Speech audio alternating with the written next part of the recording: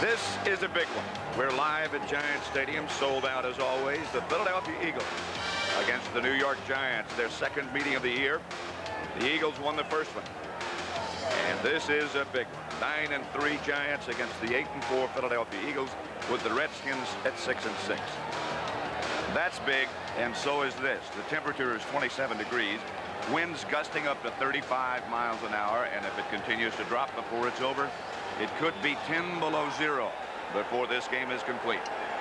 Nevertheless, good afternoon. I'm Pat Summerall here with John Madden. I don't think I've ever seen a regular season game with all the hype. This is like heading into the playoffs, John. I know it, and this stadium here is going crazy today, and I can't remember a regular season game like this. Buddy Ryan says last night, this is why you coach. Bill Parcells says, this is the championship right here. Reggie White said, it's the biggest game I've ever played in. Lawrence Taylor was saying with a broken ankle yesterday, I'm going to play. He said, there's only 2 or 3 games like this in your whole career, and you can't miss them. They weren't sure if he was going to start. Just moments ago, they introduced him to this crowd. The whole team went crazy. The stadium went crazy. This is an excited place. Let's talk now strategy and what the teams have to do, John. First, the Eagles. What do you think? Well, I think the Eagles have to do what they've done all year, Pat. They start with defense. They have great defense. They get a lot of turnovers. In fact, they have 46 this year. That leads the league. Buddy Ryan says his team has to make things happen. They want to put a good rush on Phil Simms, and I think today they're going to be aware of Dave Meggett. From the Giants' standpoint, you mentioned the injury to Lawrence Taylor. Phil Simms has a bad ankle as well. What do they have to accomplish, you think? Well, I think what they want to do is they want to be able just to run enough that makes the Eagles commit to stop the run. Because as Bill Parcells said, Buddy Ryan will commit to stop the run. Then that opens up things. That could open up a Dave Meggett. That could open up the wide receivers. Maybe Zeke Mowat could have a big day. The -10 before the afternoon is over. The Eagles won the toss, but they will kick off.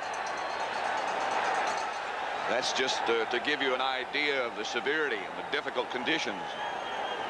A big match between the Eagles and the Giants. Type of thing that Buddy Ryan likes to do, Pat, is not only give the Giants a win early, but start with his defense. Anytime you get a big game, you don't want your offense out there first.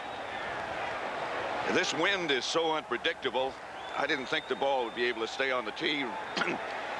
And so Ruzick will kick it off in the direction of Dave Meggett and Mark Ingram.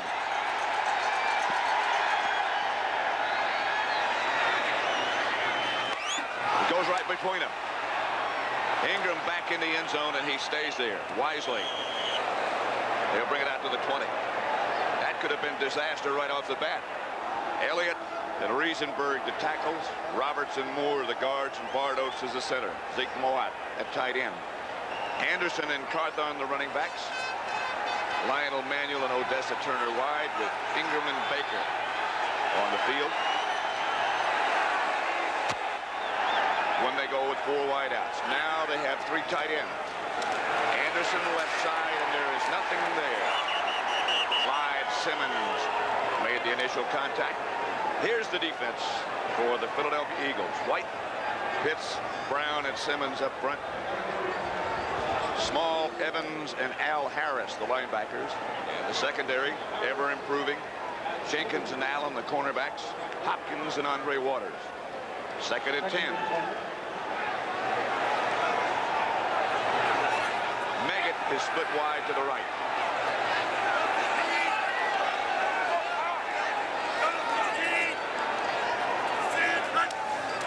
Simms draw play. Anderson up to about the 24. A gain of 4. Stopped by White and Brown.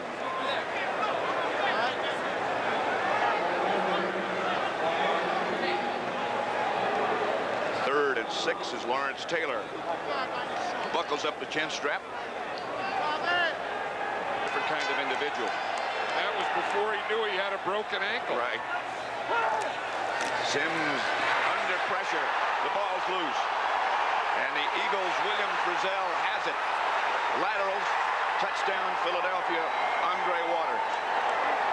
Reggie White made the hit that knocked it loose from Simms. That's Eagles got here, Pat, we talked about that, the turnovers coming into the game. They had 46.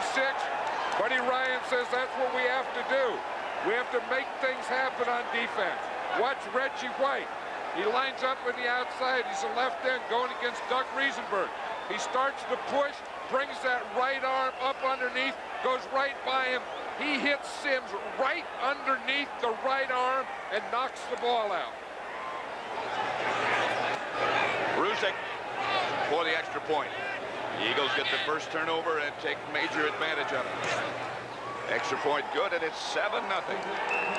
We still have 13 minutes and 25 seconds remaining in the first quarter. Waters got the touchdown. White got the sack. Frizzell got the recovery.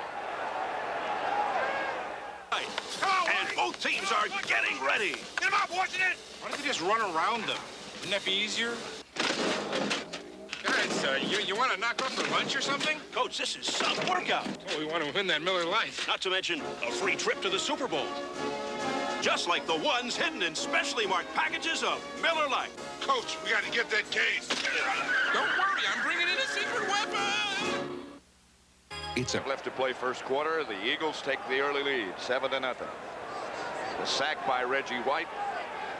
Frizzell's recovery of the fumble by Sims, and Waters' TD, 15 yards in total. So that makes Buddy Ryan's decision of kicking off look real good, especially when you make the decision. Then after you make it and you take the win, then you have to do something with it. Meggett and Ingram back deep for the Giants. Ruzek to kick it off.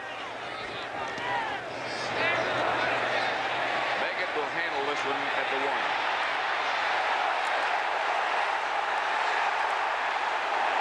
Good return to the 34. The ball came loose, but it was ruled down and dead. Anthony Edwards made the stop. Here's what the Eagles do. They not only give you Reggie White here, he's going to get here. He's going to get pressure. They get a stunt in here, pressure from the outside, the blitz. Everything collapsed around Phil Sims. You just watch what they do. Look, they got the stunts going, the blitz is coming, and when it's a passing down, they put full pressure on the quarterback.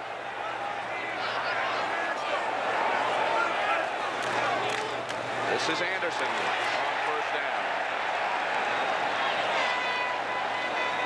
A 7-yard gain, stopped by Pitts. Turnovers in 89.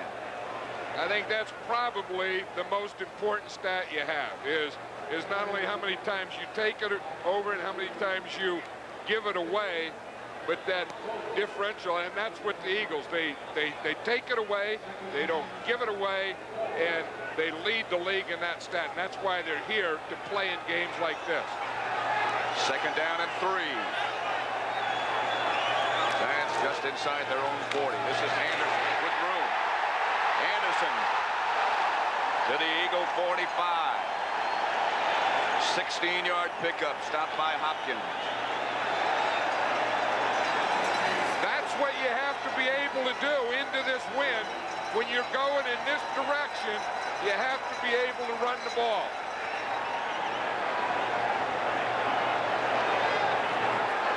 But here the Giants have the extra tight end, 2 tight ends to that side. They pull a guard, so they end up getting all their power to the right side. Anderson in behind it. First and 10. Quick count by Sims. O.J. gets another carry. Not much this time. Mike Pitts hit him first, a 3-yard gain. Anderson gets another carry. Hit by Andre Waters, a pickup of 4 and 4 tough ones, too. In fact, Brian Williams does a pretty good job. Watch 59 here. He's going to pull out and make a block. Watch him. He comes here. He kicks out right there. Has good inside-out position. And that was a block that let O.J. Anderson get 3 or 4 yards out of that play. Anderson 6 carries already for 35 yards. This is small, of course, starting for Seth Joyner, who's missing his second game with an injured knee. The Eagles jumped, I think. Anderson has the first down. Waters again on the stop. Gain of 4. Andre Waters is like an extra linebacker in there. They talk about getting 8 men up. That's the 8 men. You're 4 defensive linemen, 3 linebackers, and Andre Waters. Gordon McCarter is the referee. Offside, 99 defense, 5-yard penalty, first down. Jerome Brown. 99 is right there, Jerome Brown. And there's no movement. Sometimes it doesn't even look like anything that Phil Simms did with a snap count. It looked like Jerome Brown was just up there anticipating. He was going to get in there because one thing Brown does, you know, he is so big and so quick that he can penetrate and get into the backfield and foul up a run before it gets started. He's having a tremendous year, too. Here's Anderson with another carry. Inside the 30 to about the 26. Again, stopped by Hopkins. And at 6.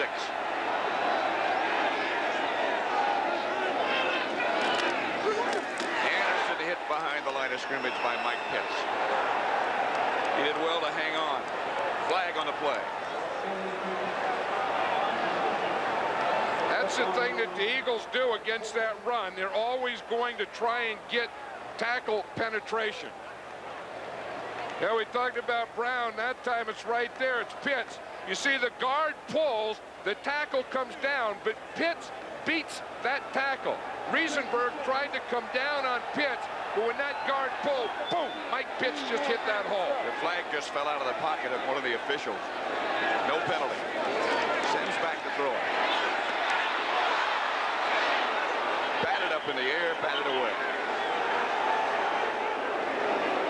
Now this is a situation, Pat, going into the wind that the Giants are probably either going to go for it on 4th down or have to punt.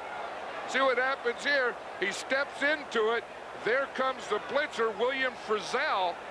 Simms didn't have a chance, but this is an interesting down now. On the 30, I guess they're going to try a field goal. Hostetler is on, the holder, and this is Bjorn Nitmo. I'll tell you, I would bet there's no way he can make this field goal. I saw him try and do it 20 yards closer in the pregame warm-up. They couldn't do it.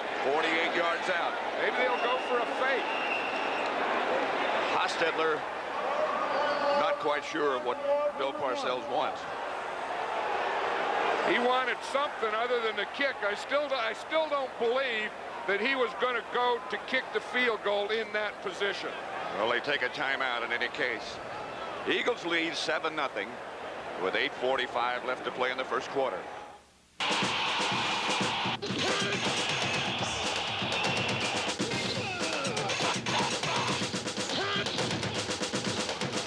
Last week's Miller Lite NFL Player of the Week was Willie Flipper Anderson, making him eligible to be Player of the Year. Look for the next winner in Wednesday's USA Today, and at the end of the season for the Miller Lite NFL Player of the Year. It's the Eagles 7, the Giants nothing. And they still haven't run an offensive play yet.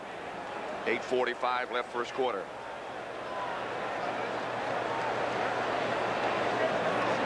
Fourth and 9 at the Eagle 30. This would be about a 48-yard field goal attempt if they do kick it. And as John Madden pointed out earlier, it'll be very difficult to get it that far. Yeah, in fact, they took a timeout. I would think that they had a fake call, because I would think in this situation you either go for it on 4th down or fake the field goal. Officially 47 yards.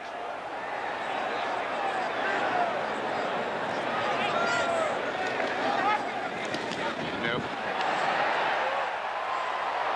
Partially deflected, and I wasn't going to get there anyway.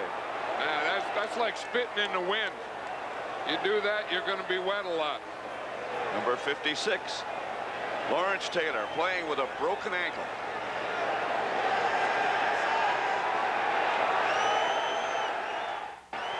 Will open at quarterback for the Eagles. 1st and 10, Philadelphia, their own 30.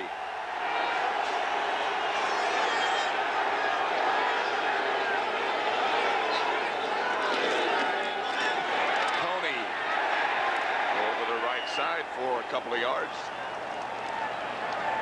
Lawrence Taylor involved in the tackle.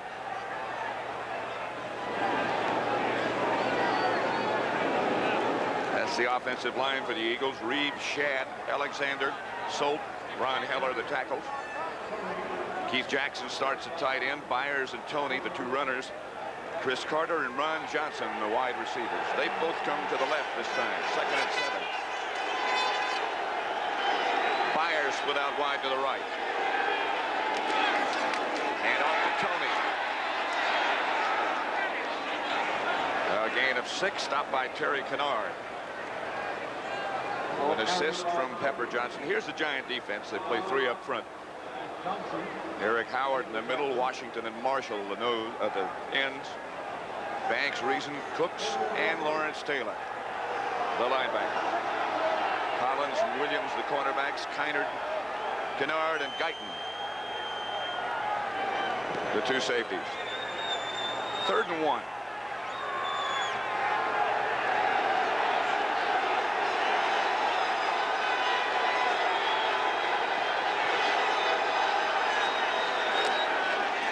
This is Byers, and he won't get it.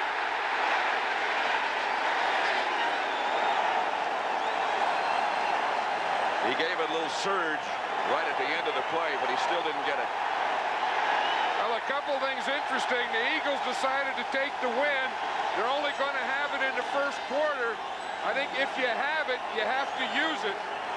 They used it very well on defense. I don't think they used it well on offense. I think that's the time you have to come out and start throwing, because you're only going to have the win in 2 periods or half of this game. Max Runiger back to punt. Dave Meggett back deep for the Giants. 35-mile-an-hour wind swirling.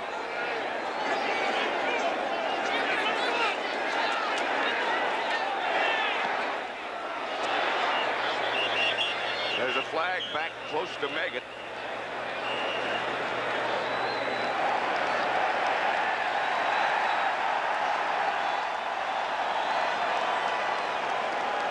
I think that was too much time against the Eagles, Pat. They didn't get the ball snapped before the time clock ran out. Does give you an indication of the wind direction. It doesn't look like it if you look at the top of the stadium, but down on the field it goes in just the opposite direction. Delay of game, offense, repeat 4th down. You know, as Phil Simms told us yesterday, you don't pay any attention to the flags, those little flags on the goalpost, the flags in the top of the stadium. He said the wind always goes in one direction, and that's with the Eagles right now.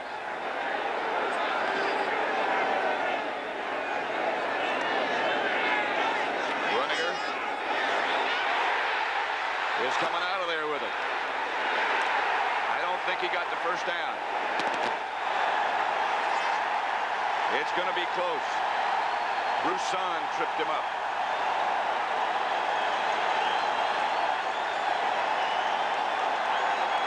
Believe that was an organized run here, because they did it after they took the 5-yard penalty. I don't think it is. I think he started to punt. He saw that rush, that pressure come from his left side, and he also saw the hole there and decided to take it, and he was just a couple inches short. And so the Giants take it over, 1st and 10 at the Eagle 39-yard line. I'm sure that wasn't a I'm planned sure. I big agree with punt. you. 6:06 left in the first quarter, and the Eagles leading 7-0. Anderson stopped by Pitts. No gain. There's Max Runiger. You know, the wind affects kickers more than anyone. I would say the next area would be quarterbacks and wide receivers. But I don't know. He just saw that little pressure from the left. He probably also saw that big hole. He had to get to the 40. Like I said, he was just a couple inches short. 2nd and 10.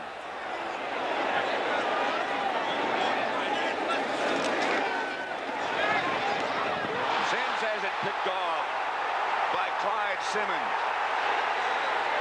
Simmons still on his feet. Touchdown Eagles. 60 yards for Clyde Simmons.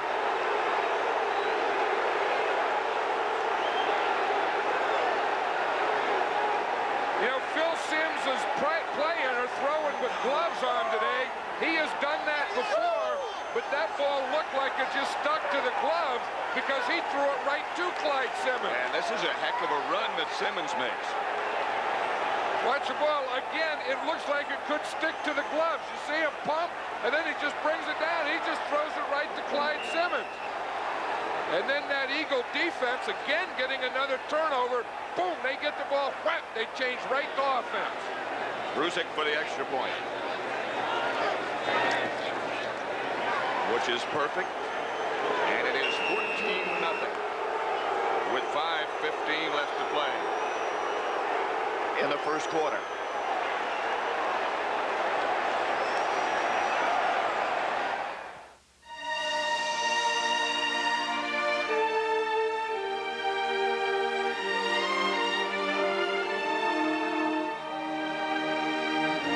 Touchdowns for the Eagles resulted in 2 touchdowns. Phil Simms has had a tough time trying to throw in this win. He's tried to pass it 3 times. He's had 1 fumble. Giordano's. If the topic is sports, you'll hear about it here on 610 WIP, all sports radio. 5:15 remaining in a memorable first quarter for the Eagles defense. Birds on top 14-0, and kicking off for the 3rd time in this game is Roger Ruzick out of a Sammy Lilly hold. The ball is kicked again. It is high but not deep, and coming up is Megan at the 10, out to the 15, the 20, the 25, and down he goes at the 30-yard line. 5 yards fewer than he picked up on his last kickoff return. Giants better punt the ball right now before Simms gives another touchdown. You talk about taking a crowd out of the game. This crowd's right in the game, but they're booing their Giants. They want Simms out. They're booing Simms as he comes down the field. It's amazing. Before the game, when the Eagles took the ball, I said, boy, their offense is going to have to score 14 points so that you get the win. You take advantage of it. I didn't expect the defense to come up with 2 touchdowns. Giants splitting just 1 receiver out to the far side. Single setback. Otis Anderson. And now the official is going to stop things. And I think wants a new football. Clyde Simmons back on the field after his 60-yard run. Clyde isn't used to running marathons, which for Clyde, that's exactly what it was. What a season he's had. 1st and 10 for the Giants again. The pitch goes to Otis Anderson, tries the right side, but with little success as he comes across the 30 up to about the 32-yard line where Byron Evans makes the stop.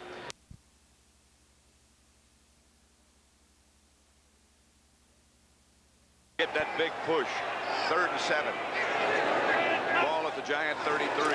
Here comes a blitz. Complete. Lionel Manuel. Caught from behind by William Frizzell. And he saved the touchdown.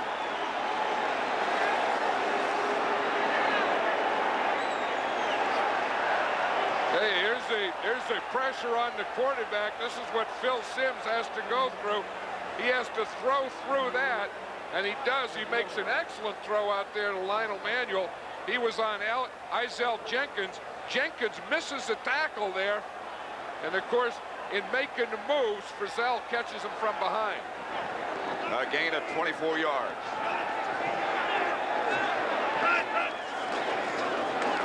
Anderson hit by Jesse Small right at the line of scrimmage. He might have got the yard. It's a heck of a play by Jesse Small because William Roberts was coming out there to block him. He's a leading special teams guy and starting outside linebacker now, and everyone knows him for some bounty. Meggett is split out wide to the right this time. Simmons gets it out the direction of Moat. It just sails over his head. Again, he had to throw it in a hurry. Almost the entire first quarter. They trail 3-0. 14-0, sorry. Sims, Ingram, touchdown.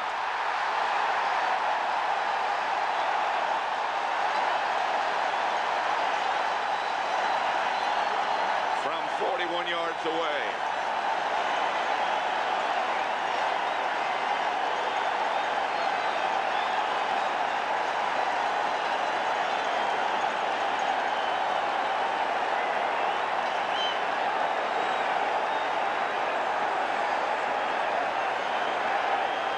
Sims knew what he was doing. Just before the play, he gave the okay sign to the bench. He said, okay, we can still get him here. Well, Bill Parcells was saying to us yesterday that Ingram is a guy who can do some things. Nitmo hits the extra point.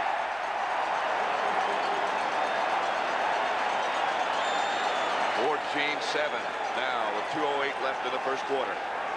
He's going straight up the middle to the post.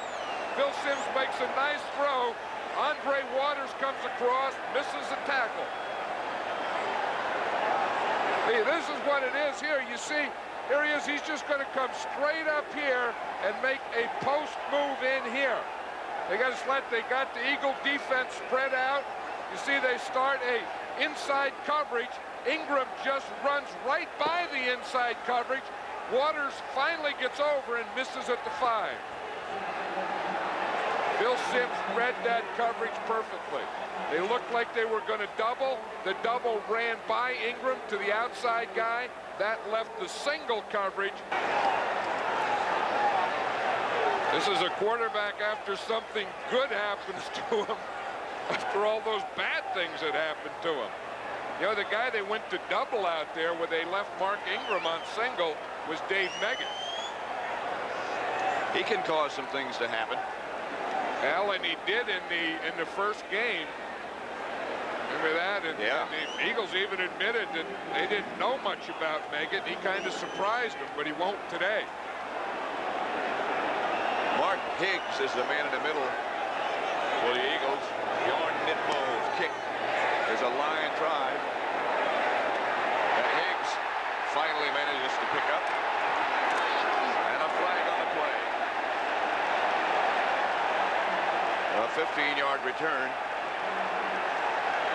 See Jesse Small on there starting as outside linebacker. Also big on the special teams. Had an opportunity to come off the teams and said, no. He said, I want to play defense and on all the special teams. 89 receiving team during the return. 10 yards, first down. David Little, number 89. Sim, that wind will make that hair stand up. First and 10 Eagles at their own 20-yard line. It's only their second offensive series. Here's Cunningham. Gets it outside to Jackson. He gets away from Banks. Another flag on the play. Lawrence Taylor was over with an assist. And the guy that called that one is the guy who calls penalties on the tight end. It's either holding on the tight end or against the tight end. You can see there. Pass interference. 88 offense, 10 yards, repeat first down. That's what it was. You know, Jackson comes out there and he runs that short stuff and he just gets open at about 3, 4, 5 yards. Sometimes he'll make moves to do it. Sometimes he'll just push the linebacker down and do it.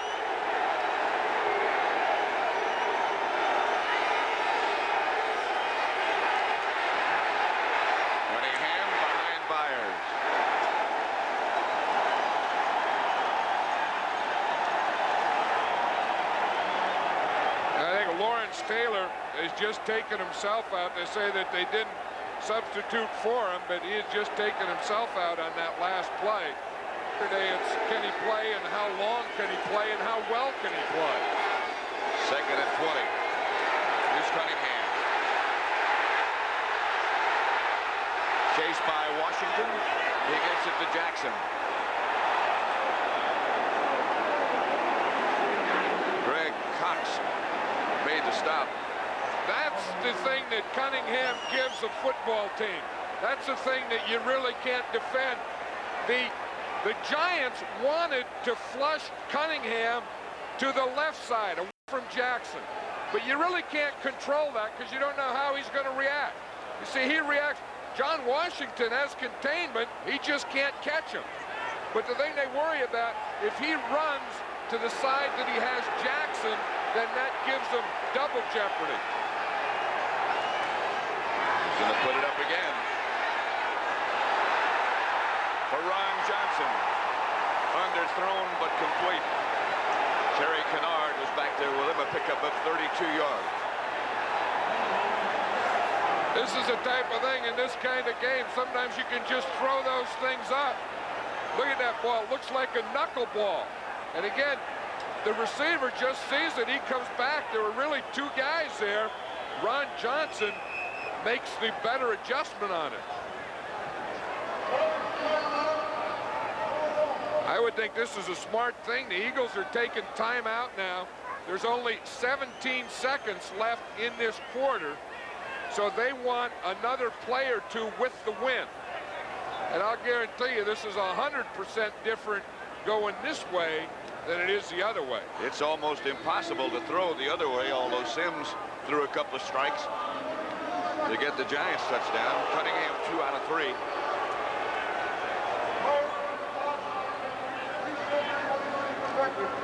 They put 5 seconds back on the clock now.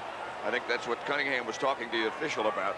Well, he took time out, and I guess he said it was 22 when he took time out, and they let it run down to 17. So they just put 5 more seconds. And really, he can get a couple of passes here. So is Lawrence Taylor. We're at Giants Stadium. Must game for both teams, the Eagles and the Giants. Philadelphia leading 14-0. 1st and 10. Cunningham started out, pulled up, incomplete. Ron Johnson was the intended receiver. Perry Williams was there to break it up. Perry Williams makes a better judgment on this ball. Watch, it's just thrown up there. They're pushing each other around. Perry Williams really has the position on it, and then the ball was short. He just dropped it out as Ron Johnson took a swipe at it. Chris Carter wide right. Johnson and Byers split left. To Jackson. And a flag on the play. And that's that same area. The guy calls it on the tight end. Again, it's probably another pushing off against Jackson. Offense, 5 yards, repeat 2nd down. Please reset the clock to 15 seconds. Well, that one wasn't pushing off, and it wasn't on Keith Jackson. They didn't get the ball snapped. Well, the Eagles have 2 more plays, and I'm sure if they're not successful there, they'd like to be able to kick a field goal with this win. Another flag on the play. Cunningham gets a free one. Now they stop it. And those 4 seconds went off the clock again. 66 offense. 5 yards, still 2nd down. They had 22 seconds of wind, and they were trying to keep that wind, and they keep getting penalized. And it's still 2nd down. And it's driving that coaching staff for the Eagles crazy. 2nd and 20 now. That's funny how you budget something and you're going to use it, you're using it, and then you keep losing it as you use it. Going nowhere fast.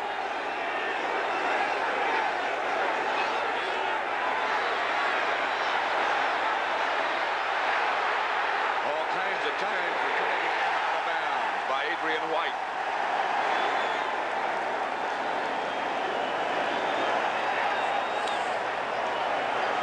Adrian White is the guy who is mirroring Cunningham. Adrian White, because it has to be a guy that can catch him. Watch him here. Here's Adrian White here. Here's Cunningham. Watch, he's just mirroring him. When he starts to run, he takes off against him. 3rd and 13. Cunningham back to throw it again. They had a vacation back there. Jackson was open. Incomplete. That's the end of the 1st quarter with the score. The Eagles 14 and the Giants 7. Giants 7. We begin the 2nd quarter. Giants had the ball 10 minutes and 19 seconds in the 1st quarter. The Eagles only 4:41. But they got 2 touchdowns. Both by the defense. Well, that's Buddy Ryan's philosophy, that your defense goes out there and plays and not only stops the team but scores themselves. Here's Runiger. Meggett standing back at about the 10.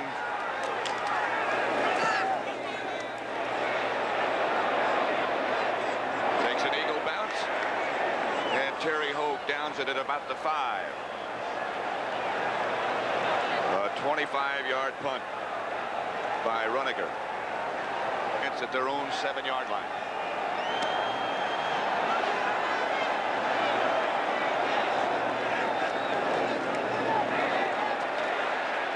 Let's go to work with that wind. It was DeMoat.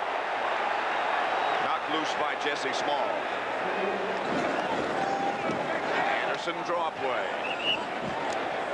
Picked up a couple. Stopped by Reggie White. I think Reggie White said that a couple games ago they played in Denver and it was real cold and the guys decided they weren't going to wear shirts underneath. He said they were going to give him what he calls, his 19-inch arms. He calls them the 19-gun salute. And he said, that's a bunch of baloney. He said, today it's so cold, I'm going to wear a shirt under there. He said, the 19-gun salute's going to be at ease. 3rd and 7 they need. Sims just barely got rid of it. He was hit by Jerome Brown back in the end zone. Whole thing. In fact, Jerome Brown looked like he hurt his left shoulder again. He's had problems with his shoulder, but watch the pressure they give. Brown coming straight up the middle. He just runs right over Roberts. Reggie White just runs right by Riesenberg, and everything collapses as a quarterback's trying to step forward. Landeta back in his own end zone. Henry Williams. Gizmo. Standing at the Eagle 45.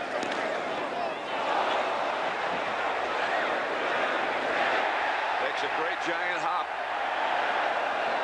And out of bounds. It looked like a disastrous punt by Landeta, and it turned out pretty good.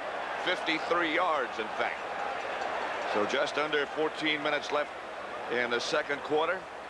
Eagles lead by a touchdown. So far, in what turned out to be a key move, the Eagles won the toss and kicked off. And pretty soon they had a touchdown by their defense. Lawrence Taylor started the game. Phil Simms started off in disastrous fashion, but then got it back against the wind.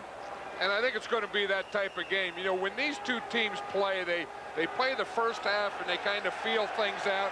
Then the third quarter, and I just have the feeling this is going to be one of those games like every time the Eagles and the Giants play, it's going to come down to the end of the fourth quarter. That's Byers.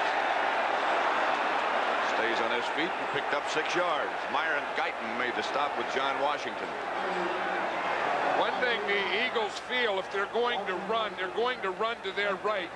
They feel with Ron Heller, he's their best blocker now and their healthiest guy against John Washington, that gives them their advantage on that side. Heller's got a broken thumb, though, on his left hand. He's got a huge cast on top of that.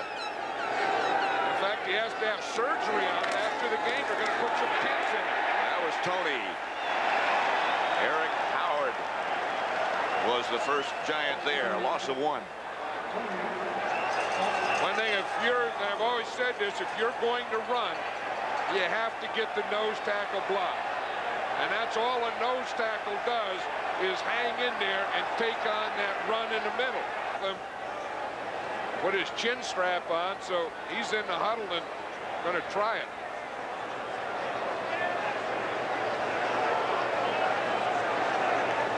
Ken Reeves, of course, was the starter at one time at left tackle. Then Darwin became the starter.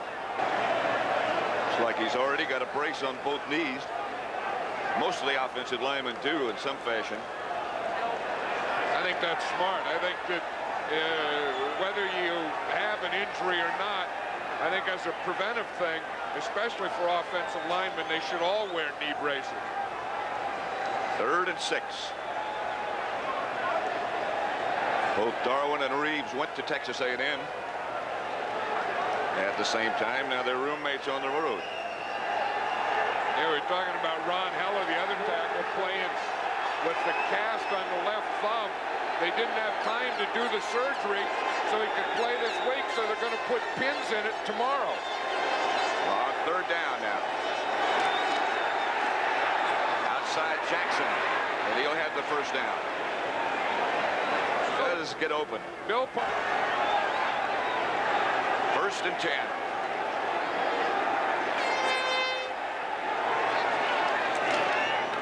Cunningham to Tony. Maybe 2. Problem all day. It's amazing that he can play at all. He is an amazing guy. Cunningham out of the pocket. To Jackson. Who comes down with it. And goes out of bounds to 25. Myron Guyton made the stop. This guy's a heck of an athlete. Jackson's trying to get the crowd excited, and he's on the road. But this is the type of thing that the Giants didn't want to happen. They didn't want Cunningham to be able, one, to get out to his right and get the ball out there to Jackson. That time, Cunningham got out on a bootleg to his right, and Jackson came across the field. So they both ended up on the right. 23-yard pickup, 1st down, Eagles. They're at the 25.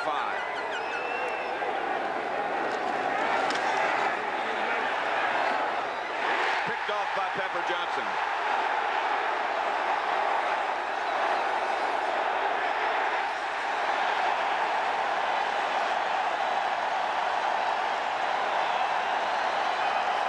Yard interception return by Pepper Johnson.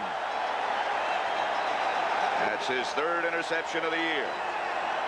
Tastes great. Call it. It's a nickel. No, quarter. Herrera kicks off. Just a little deep. I'll throw it to Dwight. Yeah, he's got hands like glue. Jones drops back. Touchdown! Tastes great! If Tastes Great can hang on to this lead, they get the case of Miller Lite and go to the Super Bowl. We need that secret weapon. Don't worry, we're going to get that case. You know, as we look at that last play, it was tough to see who Randall Cunningham was throwing to. We watch him. He rolls out here. Now, if you look here, he has Giles here, and he has Johnson here. Now, he threw it kind of right between them to Pepper Johnson. You see, Johnson was going deep on a corner. Giles was short, and Pepper Johnson came off covering Giles and picked it off. So it's 1st and 10 Giants. Manuel goes in motion. Moak is able to hang on to this one. Byron Evans made the hit. And a flag on the play back at the line of scrimmage. He was really hit by Andre Waters. That was like 2 cars colliding. Moak had to catch that ball. Holding, number 59, offense, 10 yards, repeat, 1st down. Brian Williams called for holding. That's a heck of a catch and a heck of a hit. Watch Waters there. Waters almost collapses as he makes that hit, but he hit Moak just as he caught that thing. 1st and 20. Ball back at the 14. Odessa Turner split out wide left.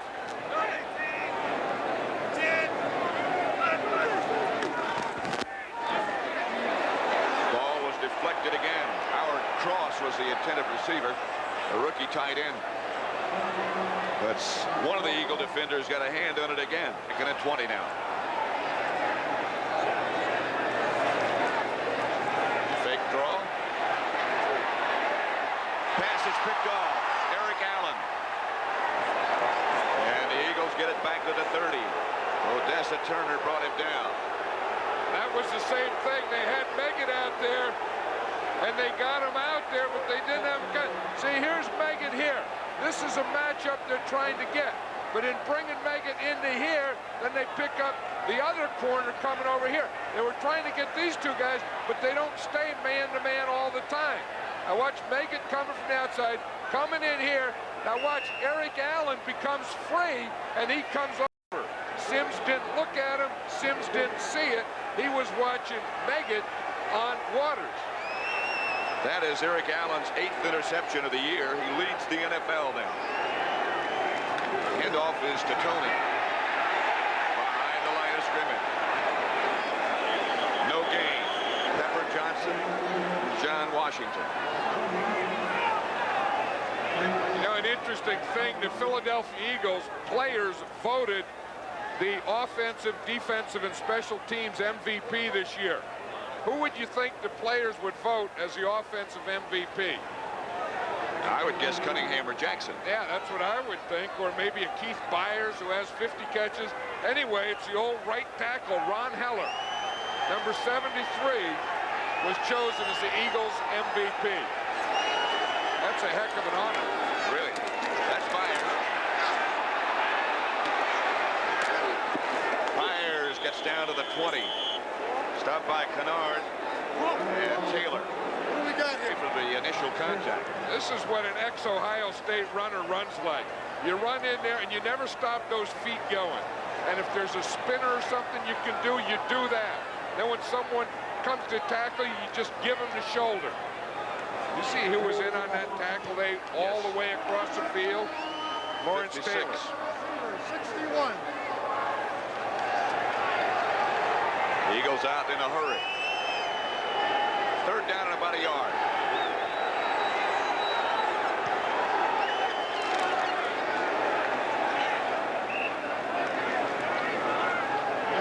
Two yards should be enough, and it is. At the conclusion of today's game, we will select players of the game from each team who will be candidates for the National Miller Lite Player of the Week honors. And Cunningham gets up limping.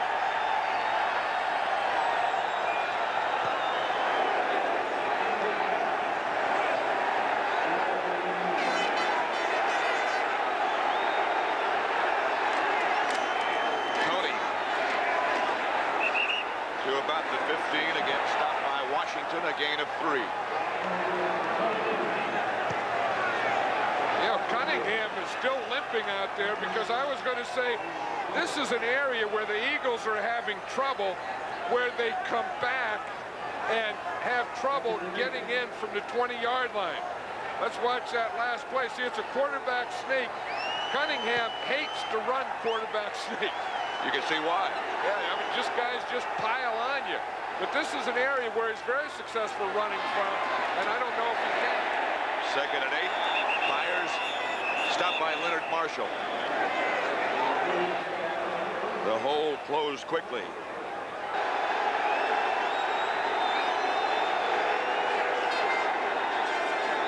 This is Jackson on the move this time. Handoff to Tony is missed. Flag on the play. The Eagles got the ball back. They just messed up the exchange. There's no foul. I meant to put my beanbag down and start the spinal fumble. It's so cold, the referee can't even talk. He meant to put his beanbag down, he said. Yeah, and the flag came out. He mixed them, and stuff like that happens when it's cold.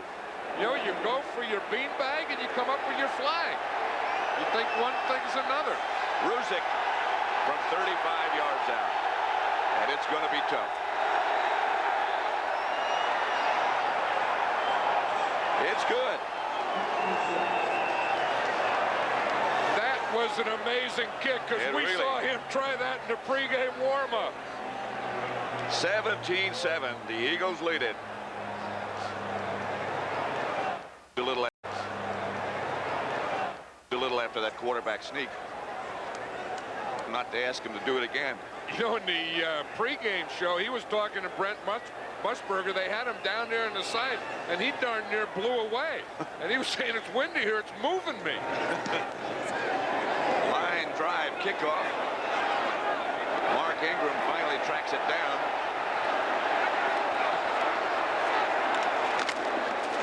And the Eagles track him down. A lot of running for not much going on. 7 plays, 12 yards. Ruzick hit the field goal. The Eagles a 10-point lead.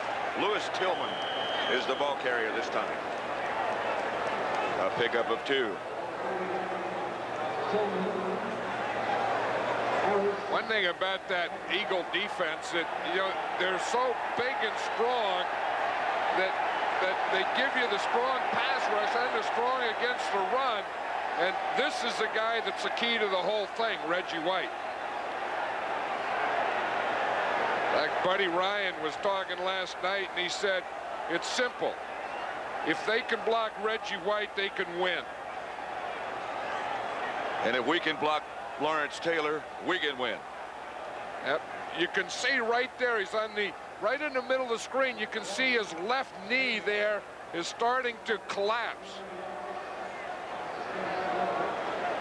He was down there. Watch it, it's right in there on the left of the screen. You see his left knee down there?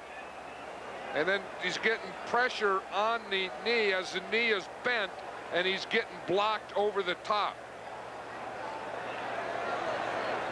Hey, when you talk about dominant players in this league, Reggie White has to be on the list, if not at the top of the list. He surely does. He is one of the best players in football, and you know, he's a heck of a guy. I mean, he's one of those guys that really believes that if you're a professional athlete, you have to be a role model.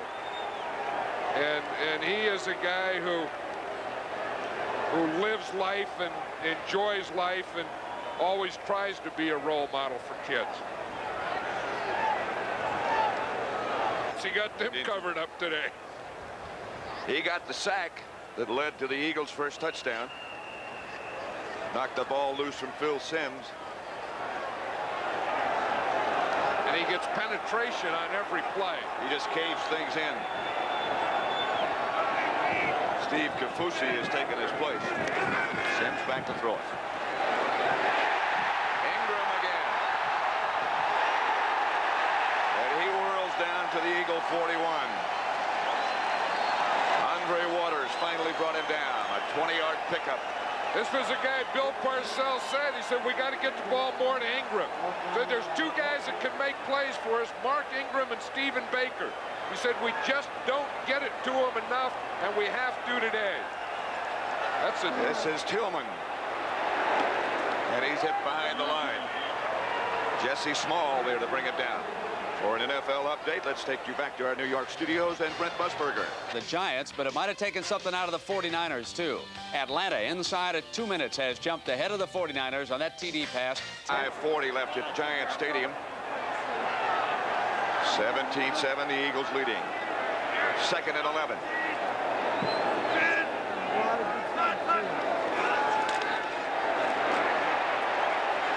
For Odessa Turner. Batted away by Eric Allen at the last second. One is Eric Allen, and you know, Buddy Ryan has a saying when he talks about a guy, if a guy's a good player, he'll use the word Pro Bowl. And he uses that with Eric Allen. In fact, he said last night, he says he's having a Pro Bowl year. He says all his players are good. You know, I mean, they're all great. They're doing good. This guy's doing fine. But when he said the guy's a Pro Bowl player, he's a step above good in Buddy's eyes. Third and 11. Incomplete.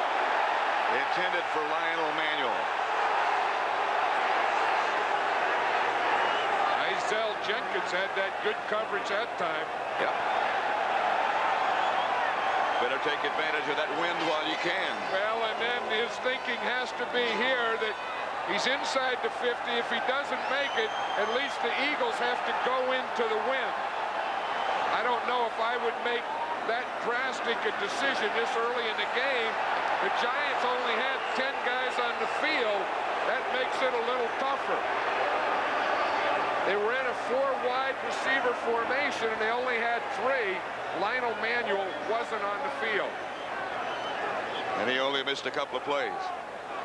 But, you know, I think when you get a guy like Reggie White, he tells you that this is the biggest game he's ever played in his life, he isn't going to stay on the sidelines a long time. Simms is 3 out of 12. The 1 touchdown pass to Ingram. 5:18 left to play. The Giants down to 1 timeout remaining in the first half. Now they got the 4 wide receivers where they want them. Simms to make it. That wouldn't have been close to a first down anyway. You know, Meggett dropped that pass. Meggett had a big game against the Eagles the last time they played. He has yet to get his hands on the ball in the first half. Only on kickoff returns, not on a regular offensive setup. Over, 1st and 10. Line of scrimmage, their own 42.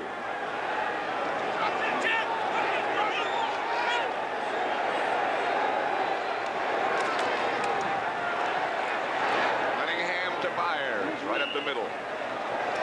Stopped by Pepper Johnson, a pickup of 5. White's knee over there. He's the guy that this defense is built around. Buddy Ryan's always believed that you start your defense with a defensive line, then linebackers, and if you have that group, anyone can play in the secondary. 2nd and 5.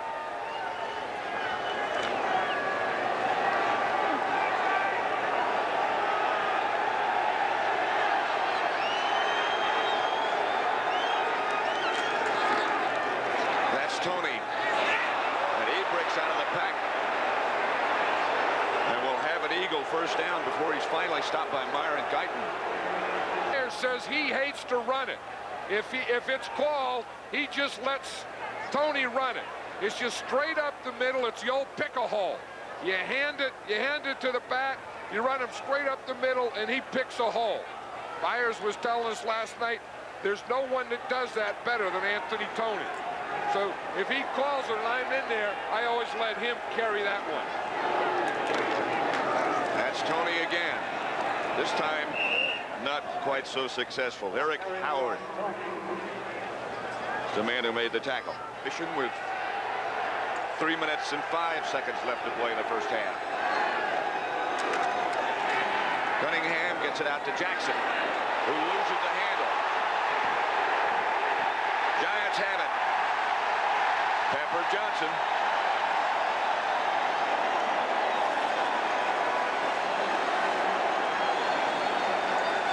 Gary Reasons was coming across the field, Pat. I thought he missed the tackle. But watch 55. In coming across here, he knocks the ball out. Watch it right there. Reasons just slaps it out in Jackson's hands, and then Pepper Johnson comes up with it. Then the thing I was thinking, I was watching Reasons come across, and I thought he missed the tackle, and he probably did, but by missing the tackle, he slapped at the ball and knocked it out. He did overrun by Jackson, no question about it. You know, that's getting to be a bigger thing in pro football now. I think the tackling is going down, but everyone is going for that strip.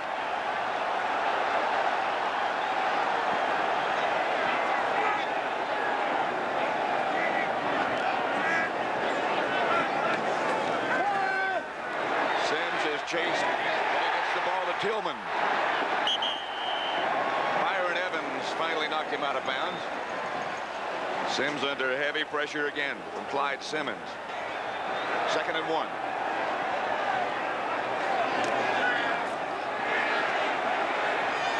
Meggett. Incomplete. It's not a big pass rush. Now he just takes Riesenberg and just brings him right into the backfield. But even when it's not a big move, watch him how he just takes him and just starts him running backwards. And as Sims is throwing, you not only got Reggie White there, but you got your own guy getting in your way. 3rd and short. Tillman. Maybe with that last lunge, you got the 1st down. Reggie White and Clyde Simmons converged. He did get the 1st down.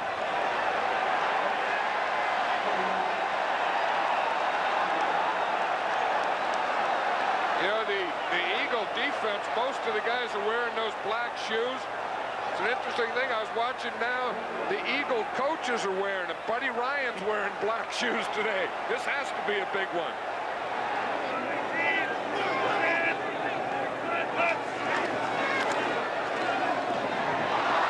Intended for Mowat, slightly behind him. And that you see the defensive coordinator. If your players are going to wear them, you got them. Buddy Ryan is there. He has on the black shoes. They've gotten the letters from the league office saying it's against the uniform code. Uniform code is everyone has to wear the same color. But heck, the 49ers did it all year. Oh, yeah. Went to the Super Bowl last year. Half the team wearing black shoes. 2nd and 10. Flag on the play as Sims goes deep. Manuel has it. Isaiah Jenkins back there with him, but a flag back at the line of scrimmage. It's going to be against the Eagles.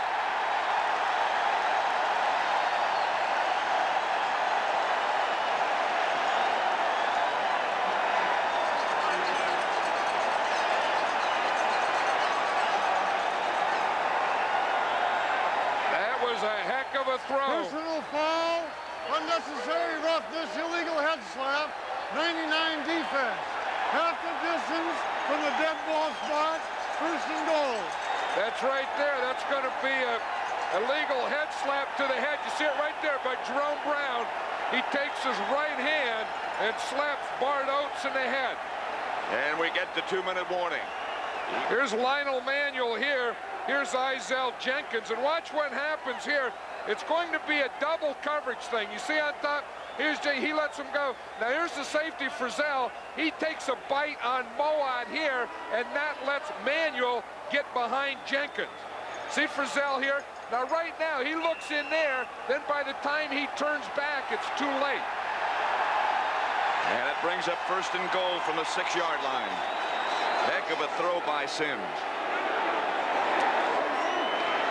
Let's make it. The ball's loose and the Eagles come up with it. Byron Evans makes the recovery. Mike Pitts made the hit.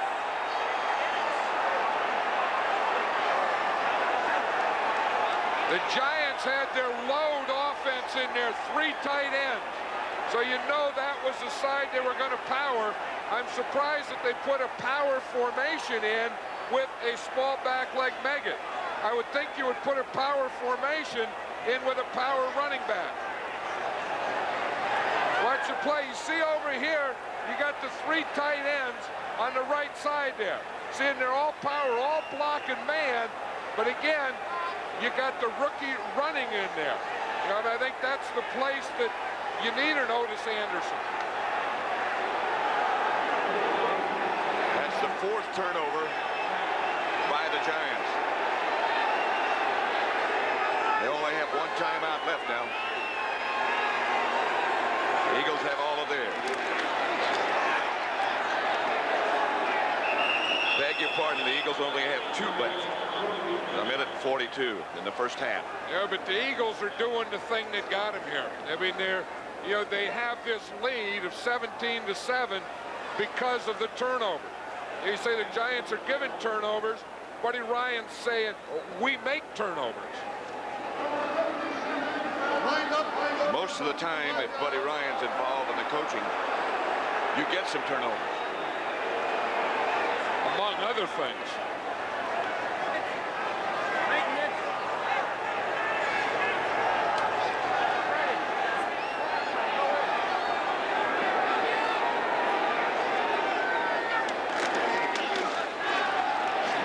Tony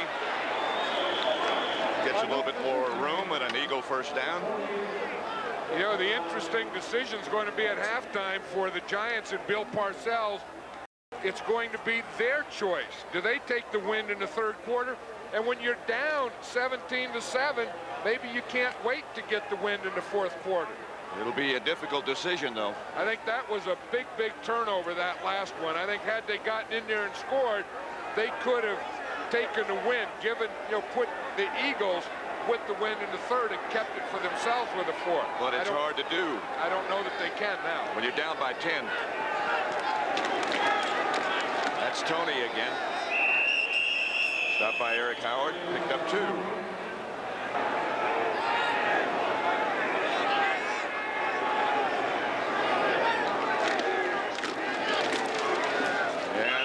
Will be content just to let things run out, and obviously the Giants will too.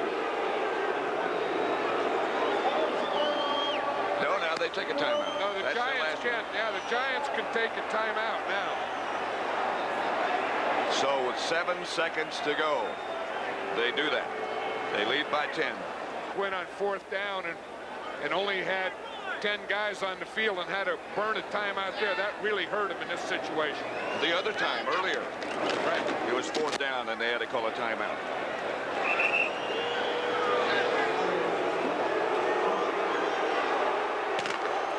So, as they head for the locker room, that's the end of the first half with the score. The Eagles 17, the Giants 7. Across the Hudson River, we're at Giant Stadium. And it feels like we're at Hudson Bay. You know, we were talking before the game, John. You get up here and you get sort of removed from the field, and it looks so innocent. It looks like it's a nice day. Yeah, you know, you see the pictures of the players down there, and it's clear. And although you can tell from the fans, you talk about the players that have to be tough. You know, getting out there and hitting and cracking and running and jumping and stuff. But the fans have to be pretty tough, too, to sit out. At least the players, they're on those heat warmers. These people here, they just have to sit there. They don't have anything to warm them. And the players can get up and run around, as they did. This is some of the highlights of the first half. Reggie White with a sack on Phil Simms. And the Eagles take advantage of that. That was the way that they started. Phil Simms had really a tough start early here. Again, he had that fumble. Then he throws this one right to Clyde Simmons, who makes a heck of a run. He was thinking a lateral net, but he ran it in. Yep. I think that one, I still think that it's tough for a quarterback to play with gloves on. Here's a Giant scoring play. And Simms proves me wrong. I say that I've always liked, as a quarterback, I liked him to have skin on leather, not leather on leather or rubber on leather. I think you always wear gloves to grip something. And when you throw a ball, I don't know that you want to grip it. Cunningham's got some of those hand warmers inside those pockets. I think he has a lot of stuff in there. He got the warmer and then warmers inside the warmers. They're the 4 Giant turnovers and the results. Eagle touchdown, Eagle field goal, and then they fumbled inside the 5 just at the end of the half. Yeah, that was a fumble that would have been, or could have been, 7 for the Giants. The other side, interception by Pepper Johnson of the Giants, and a fumble recovery by Pepper Johnson. And then the Giants came right back and threw an interception and fumbled, so they didn't get any good out of it. And that's really the story of the first half, is the pressure the Eagles have put on the Giants and the coming up with the turnovers. And then after they come up with the turnovers, you know, making into scoring opportunities or scoring on the turnover. Again, in the event you might be just joining us, they're talking about the possibility, if the temperature keeps on like it is, with the wind chill factor being -10 by the time the game is over. Well, it's interesting here, Pat, that the Giants are taking the wind. So, and I think that was probably based on the fact that they're down by 10 points. So if the Giants are going to win this game, they're going to have to get it right here in the third quarter. They're making the Eagles kick off into the wind. They got to get the ball. The fourth quarter is going to be tough. And if they're going to make their move, they got to get started on it right here on this kickoff return. Meggett and Ingram back to return the kick. Standing all the way up at the 20-yard line. Ruzick.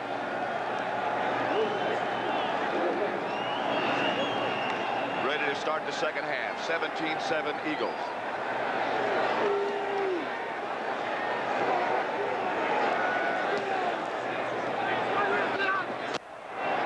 Meggett at about the 18.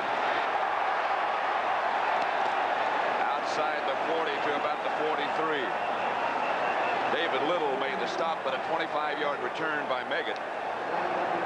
Yeah, that's the thing about this game. You get all the hype, you get all the hoopla, you get all excited, but you have to keep it. You know, you have to get it in the first half. Now you got to come out with that same excitement and do it right now in the third quarter. Then you have to do it in the fourth and at the end of the game. That thing has to keep going throughout the game on you.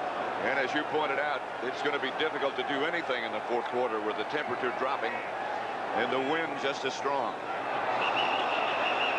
And that's not the way they wanted to start. William Roberts just jumped, so that's going to put the Giants 5 yards in the hole. 6 offense, 5 yards, no first down.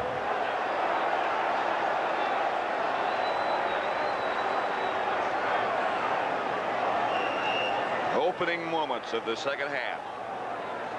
The Eagles can tie the Giants for first place in the NFC East with a victory. And they would have beaten them twice head-to-head. So they'd certainly be in the driver's seat.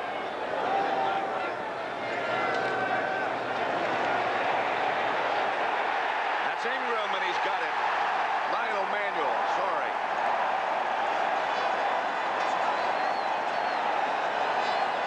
A pickup of 39. That's the one you're going to see. The Giants start off with 3 guys on the right side. Then they come in motion, and Lionel Manuel's coming in motion. He's going to go straight up the middle. Started on the right side, came in motion to the left side, and then went right up the middle. In fact, Phil Simms believes that's one thing they could do to the Eagles. Put a guy in motion and throw to the guy you put in motion. Manuel has 3 catches now for 112 yards. Made a great adjustment on that one. For Moat, no. And it was there. Well, the Giants came out when they decided to take the win. They know they had to go for it. You can't just run the ball and make things happen. You got to throw it. They threw it. It went right through his hands. You can't make any better throw than that.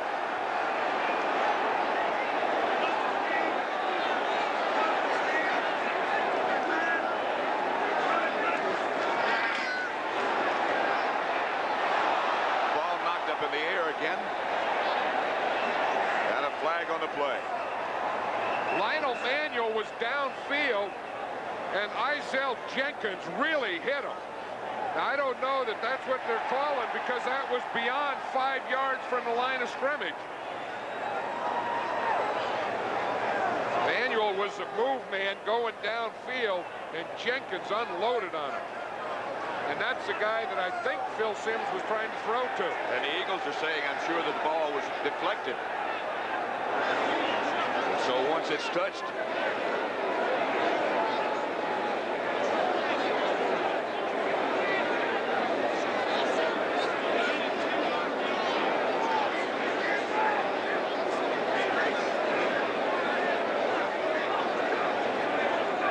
See, Bill Parcells is saying illegal shot.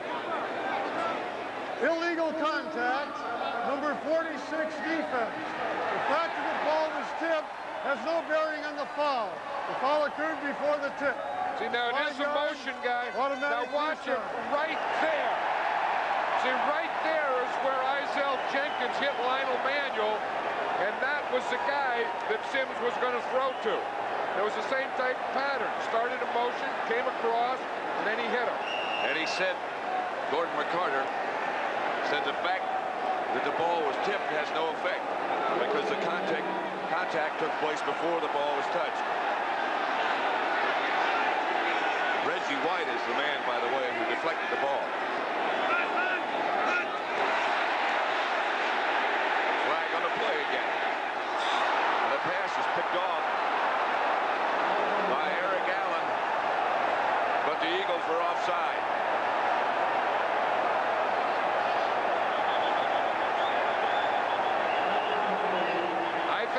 A free play for Phil Simms. I'm surprised he just threw a flat. When you get a free one, you try and just throw it in the end zone.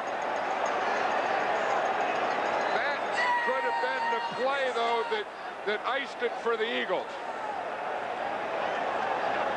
Eric Allen brought it back 86 yards. Number 99 defense. But Jerome Brown was offside. 5-yard penalty, still repeat first down. That's It's the second time Jerome Brown has been offside, plus he's had a head slap. Yeah, I don't think it was Jerome Brown. I think it was Clyde Simmons. I think it was Clyde Simmons up on top, 96. I think that was an unfair one for Jerome Brown. In fact, he's saying he didn't do anything. Yeah, I think it's right up here. I think it's Clyde Simmons right there. Yeah, has to be. First and 5. Meggett split wide to the right this time.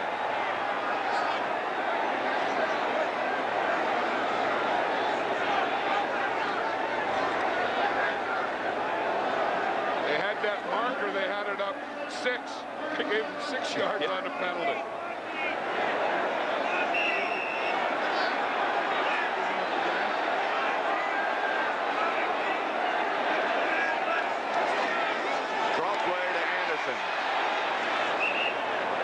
To about the 12, stopped by Byron Evans. Pickup of only a yard. Byron Evans has really come along as a middle linebacker for this Eagle defense. In fact, Buddy Ryan was saying last night that he thinks he's the hardest hitting middle linebacker in the league now. Watch him on this tackle. That is the way you tackle him. When you get square up with the guy, you wrap your arms, and that's the end of the run. Second and 4.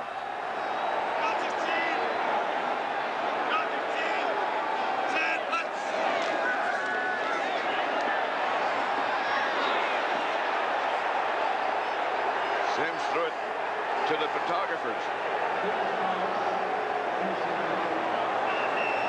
I don't know if Odessa Turner was supposed to come across the middle, but Odessa Turner pulled up lane right in the middle of the end zone, right in the middle of his pattern. So Phil Sims had pretty good protection, but he looked down there and he didn't have anyone open, and Odessa Turner wasn't running the pattern anymore. Let's watch the pattern. Just let it run here. You'll see cross comes in motion. Odessa Turner is coming up from the top side. See him coming across? And he just stopped right there in the middle. Clipping. Third down. Ingram goes in motion this time. And Sims is sacked. Wes Hopkins. Third sack of the day by the Eagles. Both these safeties of the Eagles, Wes Hopkins and Andre Waters, are both good tacklers and both good blitzers. You see him, he's coming as a secondary thing. He was covering Meggett. Hopkins wasn't really coming on a blitz. He was coming up to cover Dave Meggett. When Meggett blocked, that freed up Hopkins to tackle Sims. From 38 yards, it'll be Bjorn Nitmo. Hostetler holding. It's good.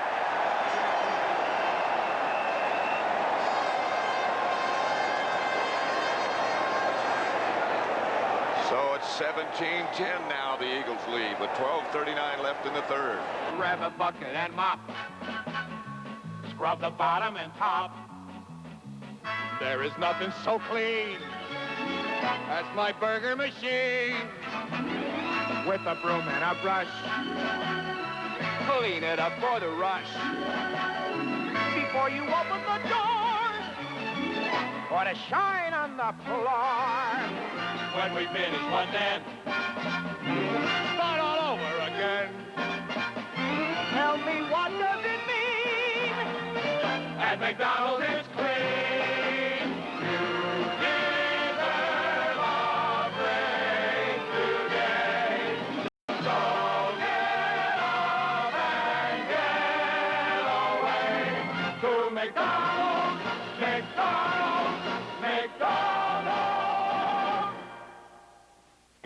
The Cowboys will be at Philadelphia, Detroit, Chicago, New Orleans, Buffalo, Atlanta, Minnesota, Tampa Bay at Houston. We'll be in Denver with the Giants against the Broncos.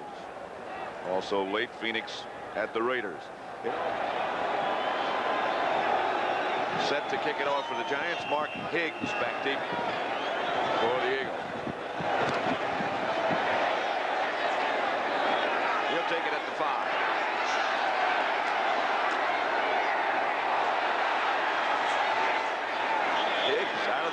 good stiff arm.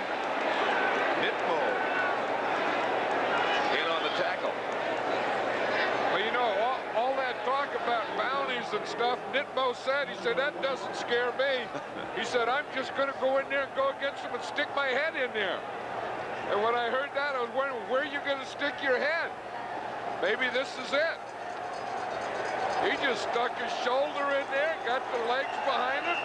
That was a pretty good little jolt from a guy named Nitmo. There'll be some more name to that. First down, Eagles. That's Tony. A couple for an update. Let's go quickly back to New York, and it's Brent Musburger. And Pat, let me quickly give you the story on the 49ers. Joe Montana out, Steve Young in. The Super Bowl hero gets free for the deep pass, and the Niners have the lead right now over Atlanta, 13-10. Let's go back to Pat and John. Here at Giant Stadium, it's 17-10. With 12 minutes left to play in the third quarter. Eagles lead it by a touchdown. Lawrence Taylor there playing on a broken ankle. I think the thing that he can get out there and play, but he just can't make that extra push, you know. And he's been there, but he really hasn't been a big part of this game. That's Tony again. Picked up 3. It'll bring up 3rd and 5. Stopped by Carl Banks. I think the Giants, you know, had decided that they were going to go for it and have to win it in the third quarter. They got 3 points on that drive. Now the defense has to stop them here. You have to stop them, get the ball back, because you have 11 minutes back, and you'd like to get like 3 or 4 possessions in this quarter.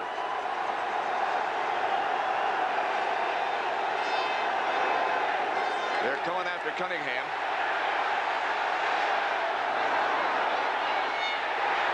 The ball bounced off one Eagle and came up in the hands of Keith Jackson.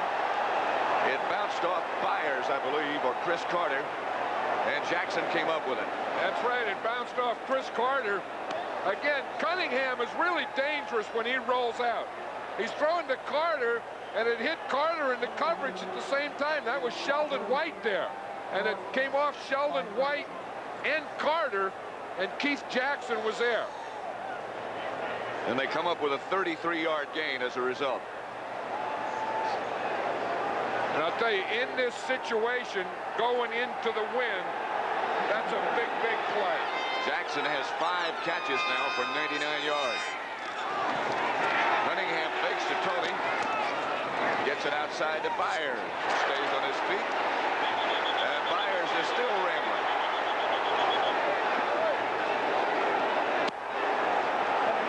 Yeah, Byers does so much for this team. He's really a complete player. He came into the game. He had 50 catches. He blocks. He runs. He can throw the ball. He catches it. He lines up as a back, a tight end, a wide receiver. As I say, I mean, this guy's a football player. They're going to measure over on the sidelines to see if he got enough for a first down, and he did. You know, the thing about Byers, he's so much bigger. You know, we talked to him last night, and he's so thick. You know, I mean, he's like 235, 240 pounds, like 6 foot. I mean, he is really a plug. I mean, really a tough guy to bring down. Buddy Ryan was saying we knew that he could catch the ball, although he didn't catch many times at Ohio State. But he was a heck of a basketball player. Basketball player in high school, he said. One thing about Buddy, he checks him out all the way back. Tony to about the 6. A gain of 11. Stopped by Kennard. Well, that's that play again, that 31 slant. That's Anthony Tony's one play. He's going to hit that thing.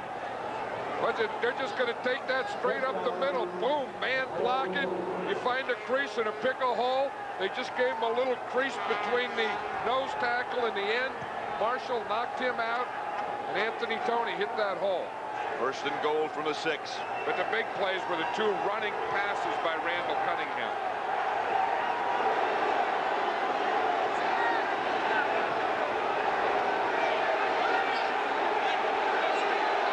This is an audible. It's to Byers. He's close.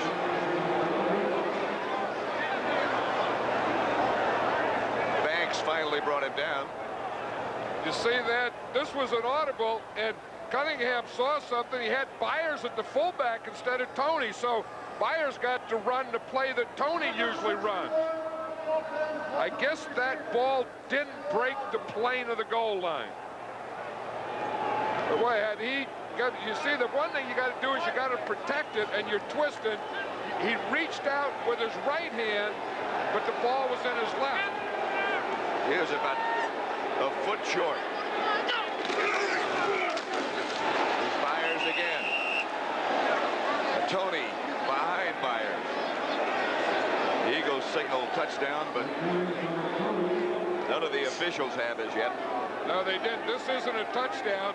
The officials say it's not a touchdown. Good penetration there by Marshall, and you can see that that ball doesn't get across the plane. Good Giant goal line defense. A lot of bodies.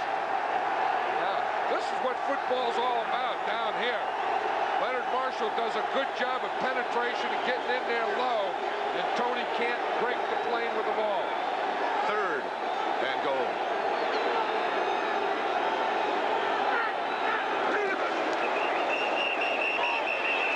Flags on the play as Cunningham scrambles out of there. That's not a bad time to take a penalty in the Giants because you can anticipate the count. They can't give you a touchdown on a penalty. They can only go half the distance.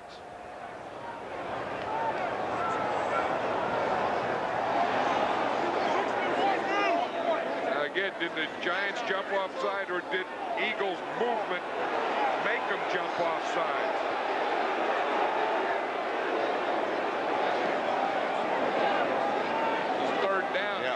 This could be a big call because a touchdown here could make the Giants' day a long, long day. Encroachment, defense. Defensive action causing the offense to move forward. It's on the defense, half the distance, still 3rd down. What they're saying is that it started off with encroachment, that the Giants moved, and that made the Eagles move. So they're saying, I think they got encroachment right here on the hand right there is over the ball. And then the movement here makes that side move. And so it's still 3rd down and goal. Inside the 1. Tony. And he didn't make it.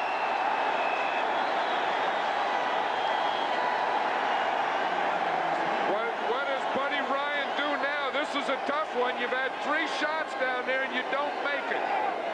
You have a 7-point lead. You're going with the win. I think you don't like to do it. Percentages say you got to kick the field goal. Buddy Ryan is not the type. You're going against the win. That this is a plus. He's going to take it. I'll bet you somehow Randall Cunningham has to end up keeping the ball. They only need about a foot. To Tony, and he didn't get in.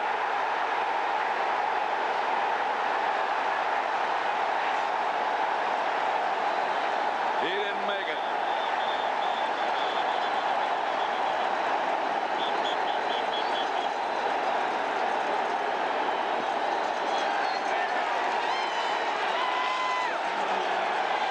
Remember that. A great goal line stand.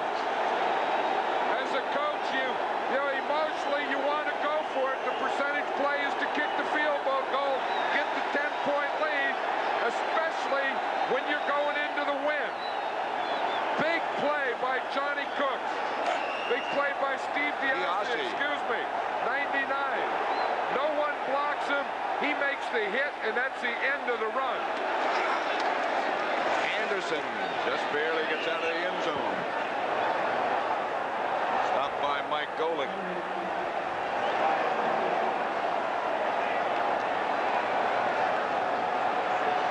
Yeah, that's for the Giants. That's the good news. The the great goal line stand here, but then the bad news is you got to take the ball from this point and drive it 99 yards. The other good news is if you have the wind, you only have a little over 6 minutes with the wind.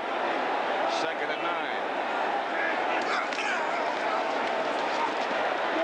Sims is going to Odessa Turner. Eric Allen. Look at his completions today. Well, the thing with Sims, he hasn't gone to that ball control. If you look at, other than the 1 9-yarder, all the completions he made today have been long throws. 6 out of 22 for 190 yards.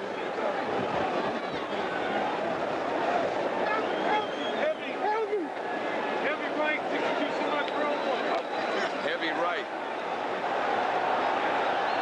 That means the 2 tight ends to the right.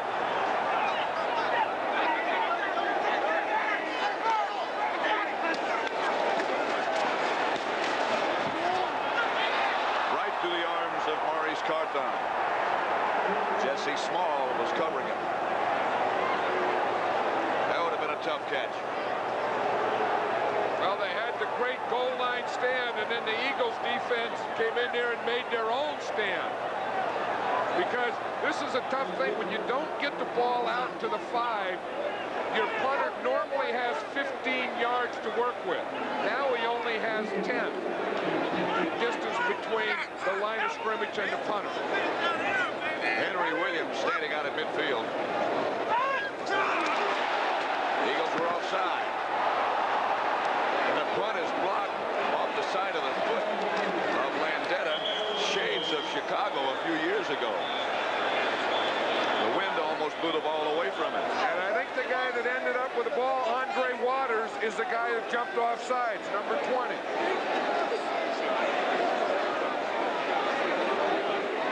It will not give him a first down, but it will give Landeta some more room. Watch, right there's Waters there. I think he's the guy that jumps. Yep, he jumps off sides. Now watch him now. The snap was a little high, but again, Landeta only had 10 yards. 20 on the defense. 5-yard penalty. Repeat 4th down. So now he has a little bit more room. Well, now he can get back at his full 15. The snap bounces back to him, and now he gets off a good kick. And it runs away from Williams. And out of bounds. Fact that they will have beaten them in both meetings. But right now, there's a lot of football left and a lot that has to happen before the Eagles accomplish that. Now, Lawrence Taylor's on the Eagles, on the Giants bench, still in uniform, but he's not on the field with the defense. 1st and 10 Eagles, the ball on their own 22. Single setback, but Cunningham to throw. Penalty flags down as Cunningham runs up and slides down at the 25-yard line. And let's see about this call. I think they get the Eagles for moving false start or illegal motion. Eagles have had a lot of penalties today. Here it is. Against the Eagles. That is their 11th penalty today. And the Eagles made a heck of a drive from their own 35-yard line down to the 1. 5:52. They couldn't get it into score. It would be nice if they could drive the ball here in the remaining 5 minutes and 52 seconds of the 3rd quarter.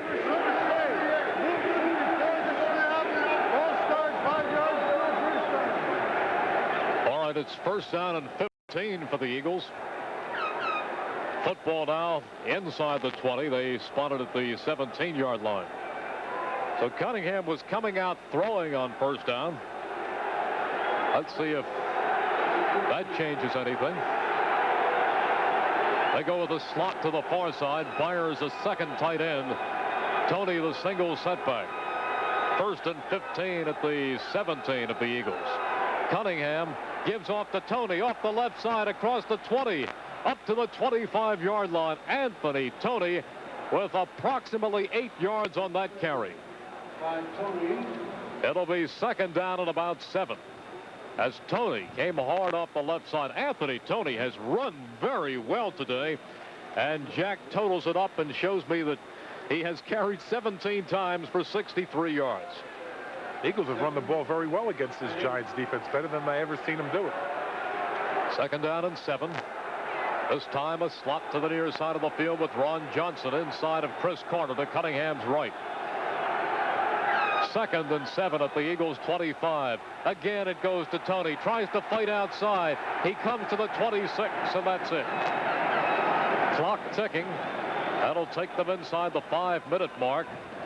Eagles would like to control this clock for a while because they would hate to give the Giants the ball with this much time remaining in the 3rd quarter and the wind blowing in the Eagles' face. This is 3rd and about 7 for the Eagles. And another big defensive play for the New York Giants. Eagles will go with a double wing. Fires to the slot at Cunningham's left. Keith Jackson to the near side slot, but no shotgun. Cunningham takes the snap, again goes to Tony, breaks the tackle, fumbles the football. The Eagles have it. Eagles retain the football as Tony was hit, and going down he lost it, but the ball was pounced upon by the Eagles. It may have been Alexander, but the Giants defense is held, and the Eagles have to punt into the wind. Now with Dave Meggett, the return man, I wouldn't be at all surprised to see Max Runniger try to line drive punt towards one of the sidelines. Well, let's see. Meggett standing at his own 40. Runniger gets it away. It's a line drive, a knuckler. It will bounce. It will roll. It will be down by the Eagles at midfield. Just in Eagles territory. A short punt. 22 yards, no return. Timeout on the field. The score, the Eagles 17, the Giants 10. We'll be back in just a moment. The 10 Giants at midfield. Eagles up by 7. On 1st down, Sims wants to throw. He steps up. He fires over the middle. Completes the pass. He has Moat down at the 20. And the Giants continue to move the ball downfield over the middle against the Eagles. Too deep zone. It's Byron Evans and Moat. What happens is the safeties are doubling up on the outside receivers, and they just run the big tight end straight down the hole. Byron Evans has him. Can't keep up with Moat, who's not a speed burner. Moat dropped a touchdown pass earlier. That one he holds on to. Otis Anderson in the backfield. 1st and 10 Giants at the Eagles 20. Moat starts in motion left to right. Sims is rolling. He's looking. He's firing for the end zone. Incomplete. Nobody near it, as Meggett was the closest receiver, and Clyde Simmons was coming down from his right side. It'll be 2nd and 10 Giants. The ball remains at the Eagles 20. 3 minutes and 1 second remaining here in the 3rd quarter. Eagles leading 17-10. Phil Simms releases the ball, and he gets the hit from Clyde Simmons. He's taken a lot of hits today.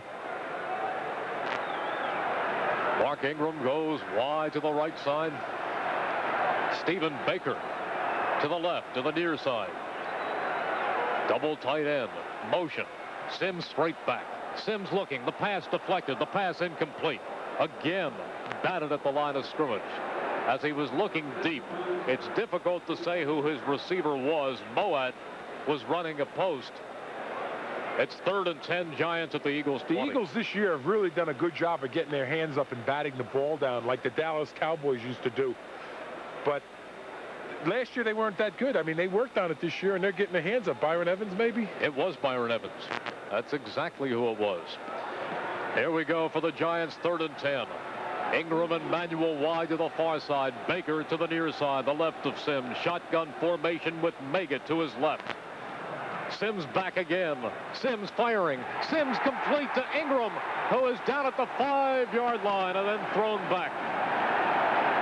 Ingram coming out of the right side on a crossing pattern, tackled by Hogue, but not until they picked up 15 yards and a 1st down, and the Giants are 6 yards away from virtually tying this game. Ingram comes down and runs the short crossing pattern about 5 yards deep, and his speed just breaks him away. from the Eagles defensive back. I think it was Eric Everett. That's a matchup that the Giants have exploited 3 times this afternoon. Mark Ingram singled up one-on-one against Eric Everett. First and goal, Giants, the ball at the 6. The backs in the eye. Now they shift out of a shotgun formation. Sims takes a high snap over his head. Sims after the football, diving down, gets up, wobbles it for the end zone, incomplete. Phil Sims was just throwing the ball away so he could save the yardage by taking the incompletion. He did a very good job because that ball was way over his head, and he almost in slow motion went after it. He did not rush. He didn't panic, and there were no Eagles even close to getting to the ball. I think the Eagles were waiting to see if it was an early snap or something. Yeah, it looked like everybody just stopped. The Giants caught the Eagles with 4 linebackers, and that's when they shifted into the shotgun formation. The Eagles had a little panic when they were making their adjustments. Second and goal at the 6. This time, no shotgun. Single setback. Otis Anderson. Cross the tight end in motion. Sims floating it for the end zone. Deflected and dropped by Odessa Turner. Now a penalty flag goes down, and let's see who it's against. They're going to call it against Eric Allen. I think it's against Eric Allen in the far corner. It was an awfully late flag, Stan. Sure, good call.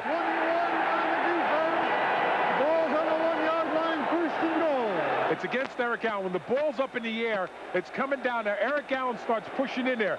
Now the ball's not there yet, and he's already inside position, and he kind of takes him away. Not that he intentionally does pass interference, it just happens. Now the Giants have the first and goal at the 1 that the Eagles couldn't convert minutes ago. They have Maurice Carthen and Otis Anderson set in the eye. First and goal at the 1. Carthen in motion. The give to Anderson. He slams. He doesn't get in. And the Eagles stand him up, and he may have lost a yard. Clock ticking. 1:46 remaining in the 3rd quarter as Brown was there and Pitts was there. And this Eagles defense, Stan, has a great deal of pride, and perhaps they want to show something that they can do the same thing. A lot of people like when the Eagles to get down to this field, they like Randall Cunningham to roll out. You might see Phil Sims make a naked bootleg right here. He sets his backs in the eye. He gives off to Anderson, who slams. He's in. There was a long look by the official before he raised his arm skyward. But he is indeed in, and the Giants can tie it with the extra point. Anderson is still lying in the end zone. Anderson shaken up. So the Eagles had 3 cracks at it from the 1 and didn't get in, and the Giants did it on their second shot. Anderson is shaken up. Let's pause 10 seconds for station identification. This is All Sports Radio. From America's greatest sports town, this is 610 WIP Philadelphia. Spectacor Broadcasting, serving the Delaware Valley with all sports, all the time. Hit a chin. They are still looking at Otis Anderson, who is lying in the end zone after slamming through and giving the Giants what will be the tying touchdown if they convert their extra point. 1:21 remaining here in the 3rd quarter. In the 4th quarter, the Eagles will have the wind at their back. Right now, you have to say right here that this is working out to the Eagles' benefit, because right now, a field goal will win the ball game. So you come down, and the Eagles are going to have that field position, with the wind at their back to move the scoring. That's going to be working out for them. So they're not in bad shape right here. Anderson is getting up, groggy, but coming off the field. Now, believe me, with Jordan Ditmo, I shouldn't be criticizing him because he's done pretty well, but he's had some shaky moments for this team. They're not quite sure how good he is. And extra points have not been automatic in the National Football League this year. Remember the one that the line just about hit against Minnesota. All right, here is the extra point by Ditmo. Eagles lead by a point. The ball is low. The kick is up. He still gets it through. Good job by Jeff Hostetler, the holder, of getting that low snap into position for Bourne Nitmo to kick. There's a timeout on the field with the score 17 apiece. City, a winning moment. Rush to Trump Castle for the Super Bowl of giveaways. $1 million. No strings, no gimmicks, and no big linebacker to stand in your way. Get to Trump Castle and be a winner. No purchase necessary.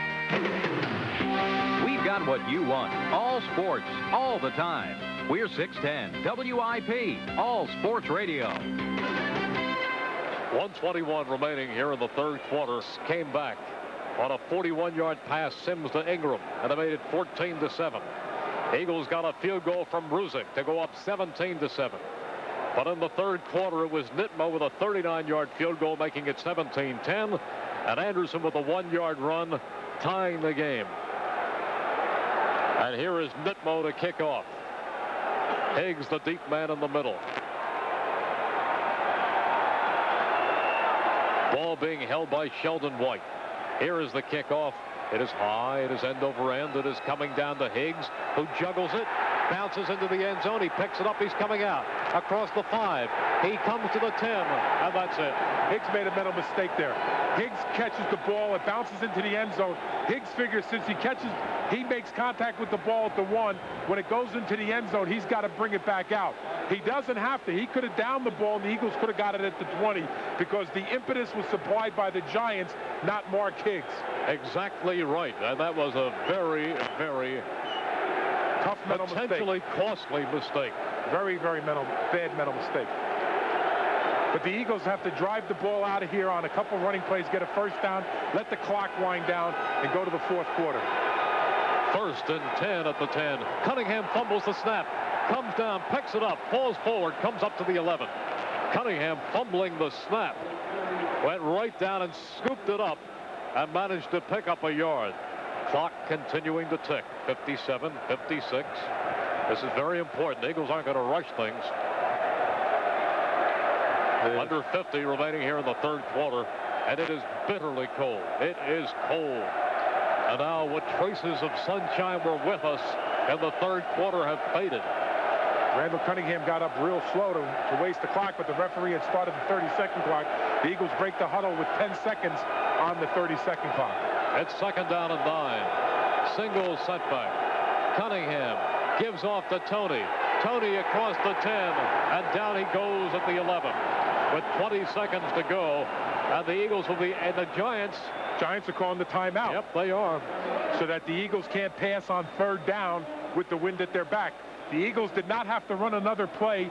The regulation clock says 19 seconds, and there was about 27 seconds on the 30-second clock. So the Eagles did not have to get another play off. The Giants take their timeout. You might even find that if the Eagles try to run the ball and the Giants, if the Eagles try to run it and they don't pick up a first down, the Giants might take their second timeout. They might. Fast to force Max Runiger to punt into the wind. I think you have to put it up, Stan. Well, I don't know. You'd hate to see Runiger dropping back the punt from close to his own goal line. Yeah. But at the same time, he's going to do that if it's an incomplete. The Eagles' wives annual Toys for Tots Day at Bedford South 8. 3rd and 8. Scoreboards are off. Scoreboard just came on with no information up there. Don't forget, there are so many interesting facets of this game. Don't forget that after the game, we bring you Buddy Ryan's Eagles post-game press conference. You will hear all of Buddy's comments. The fans here in Giant Stadium are now chanting, Randall, Randall. You could say Randall Cunningham has arrived when he gets 72,000 Giant fans cheering his name in derision here at the Meadowlands. 3rd and 8 for the Eagles. The ball on their own 12. 19 seconds to go here in the third quarter. It's a tie game, 17 apiece. Giants had a great goal line stand. Eagles were down at the 1-yard line. They had Cunningham throws here. He goes to the double wing. 3rd and 8. Single setback. Randall is back. He's looking. He's pumping. He's rolling. Still rolling. He is floating it down for Johnson. It's knocked away by Perry Williams. Incomplete. Not at all a safe pass. I think what Randall should have did was when he rolled out, he should have ran the ball and made the Giants either take the second timeout and try to, if he doesn't pick up the first down, now the Giants don't have to use the timeout to stop the clock, and Max Runager's punting into the wind from his own end zone. You're right. He is. Deep for the Giants, the dangerous Dave Meggett. Runager 2 yards deep. He gets away a line drive. Backing up is Meggett, taking it at midfield. Coming up, diving at the 40. And from an Eagles standpoint, not as bad as it could have been. That was an excellent punt by Runager. That was a real pressure kick. In this kind of a wind, you got to keep the ball low line drive so the ball bores into the wind. That was a good kick. Good coverage team. Good special teams coverage also. 2 seconds to go. Sims go to the end zone? You bet. I think he's got to try to pass. Especially he's got to try to pass. And the Eagles have how many linebackers in now? On 1st and 10, when the Giants looked like they were going to run the ball in the previous series. The Giants have the football at the Eagles' 32.5. They have a 2nd down and 3.5. Let me ask you the truth. Did you ever think there was any way that this game would go into the 4th quarter and not be close? Oh, maybe you tended to get a little bit overzealous in the 1st quarter when the Eagles came up with 2 defensive touchdowns right away, but really, you knew this game had to go deep. And it is in the 4th quarter as we open with a tie game at 17 apiece. And the Giants with a 2nd down and 3.5. But the Eagles now with the wind at their backs. Slot to the near side. Sims right. The give goes to Otis Anderson. Looking for room. Penalty flag down as Anderson is tackled inside the 30 down at the 28. And Jerome Brown is hurt. And that may be holding against the Giants. No, it is. The penalty is against the Giants. I don't know that it's holding, but Jerome Brown is hurt. He is shaken up. It looked like tripping against the Giants was the initial indication. It is very definitely against the Giants, who were in a 2nd down and about 3.5. Tripping, number 76 offense. 10-yard penalty, repeat 2nd down. It's a tripping penalty against the Giants. John Elliott. John Jumbo Elliott. And that's a 10-yarder.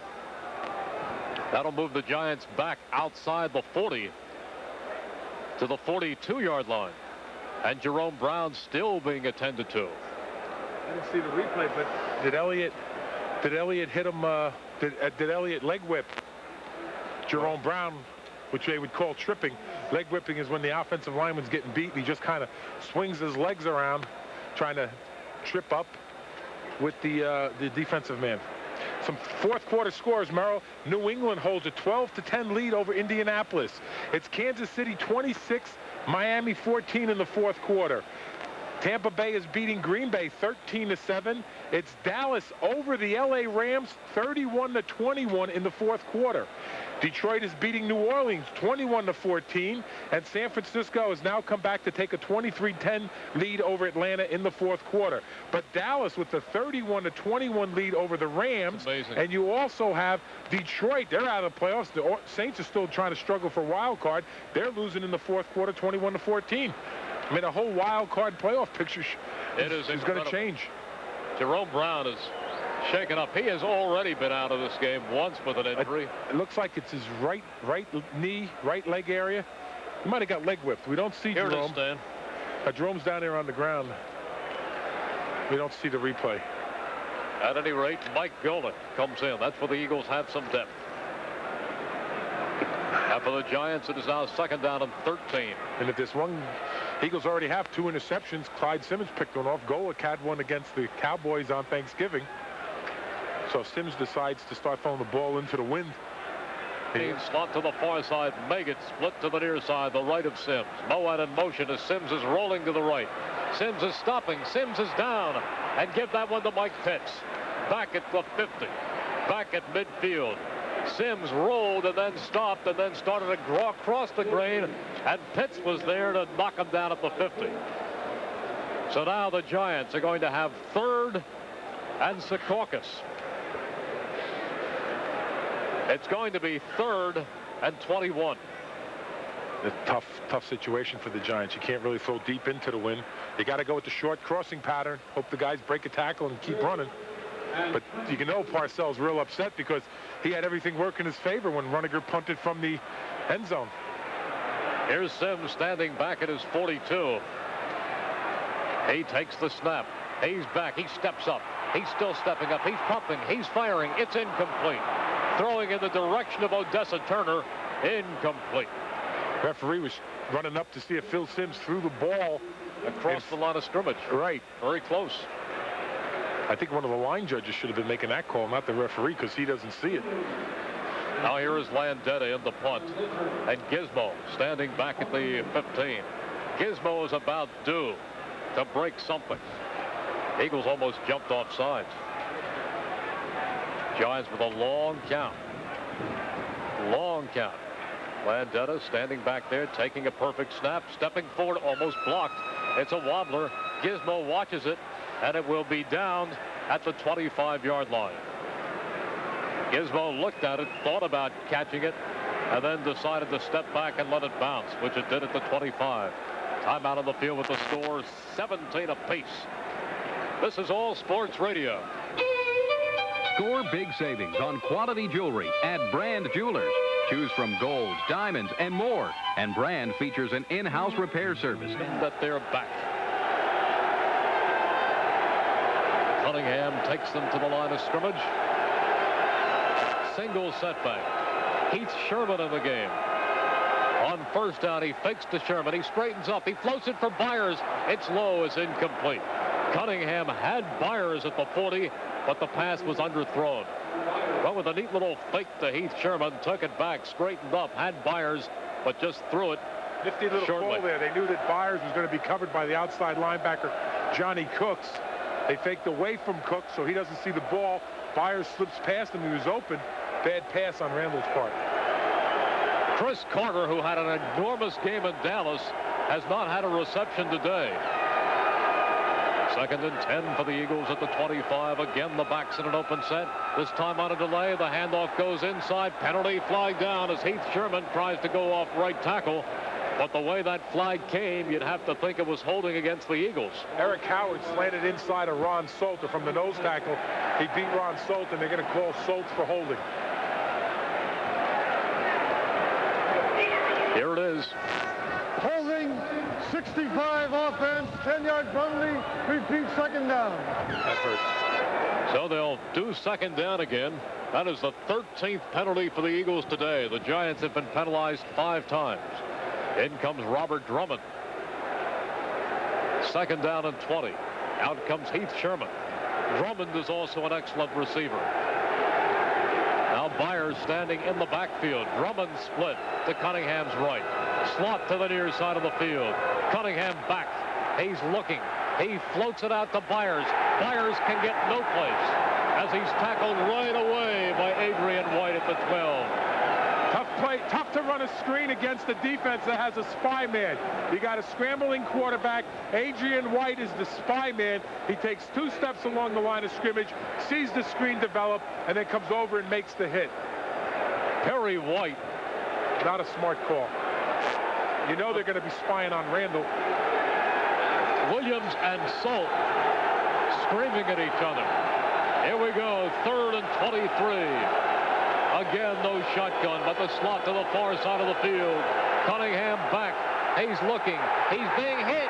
He's thrown into the end zone, but it's not a safety. It's not a safety. They say he was hit at the 1 and thrown into the end zone by Eric Howard. Randall's back there. Now, Randall's got a lot of time to pass. He's got to throw pass. Unfortunately, the Eagles receivers are running deep patterns where Randall's waiting for him to break open when the pocket breaks down.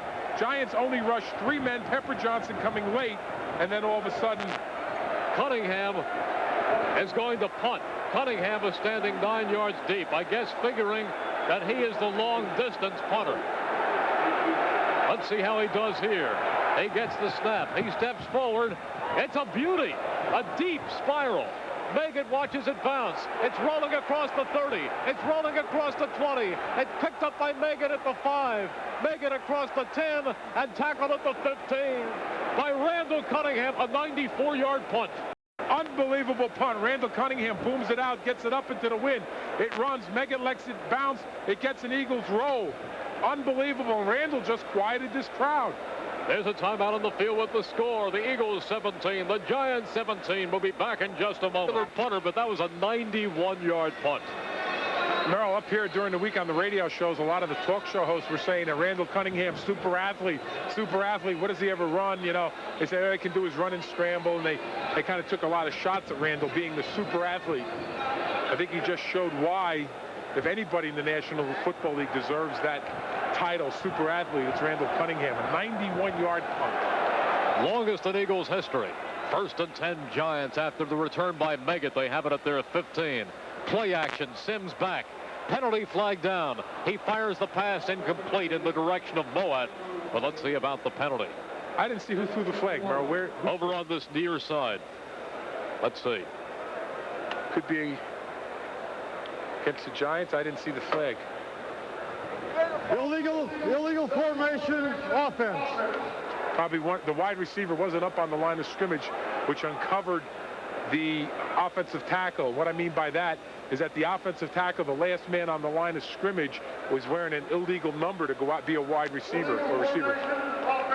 12:08 remaining to be played here in this 4th quarter. It's a 17-17 game.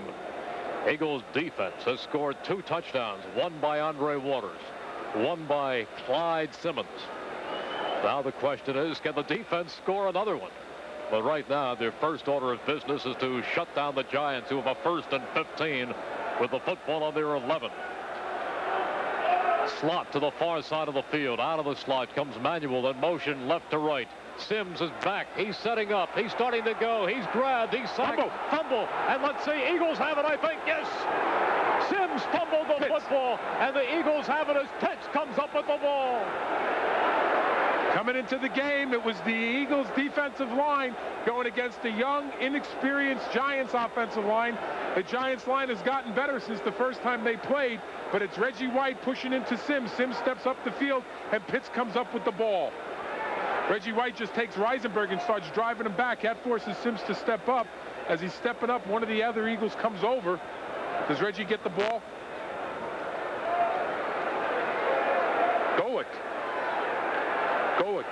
Goic makes the strip. Pitts recovers.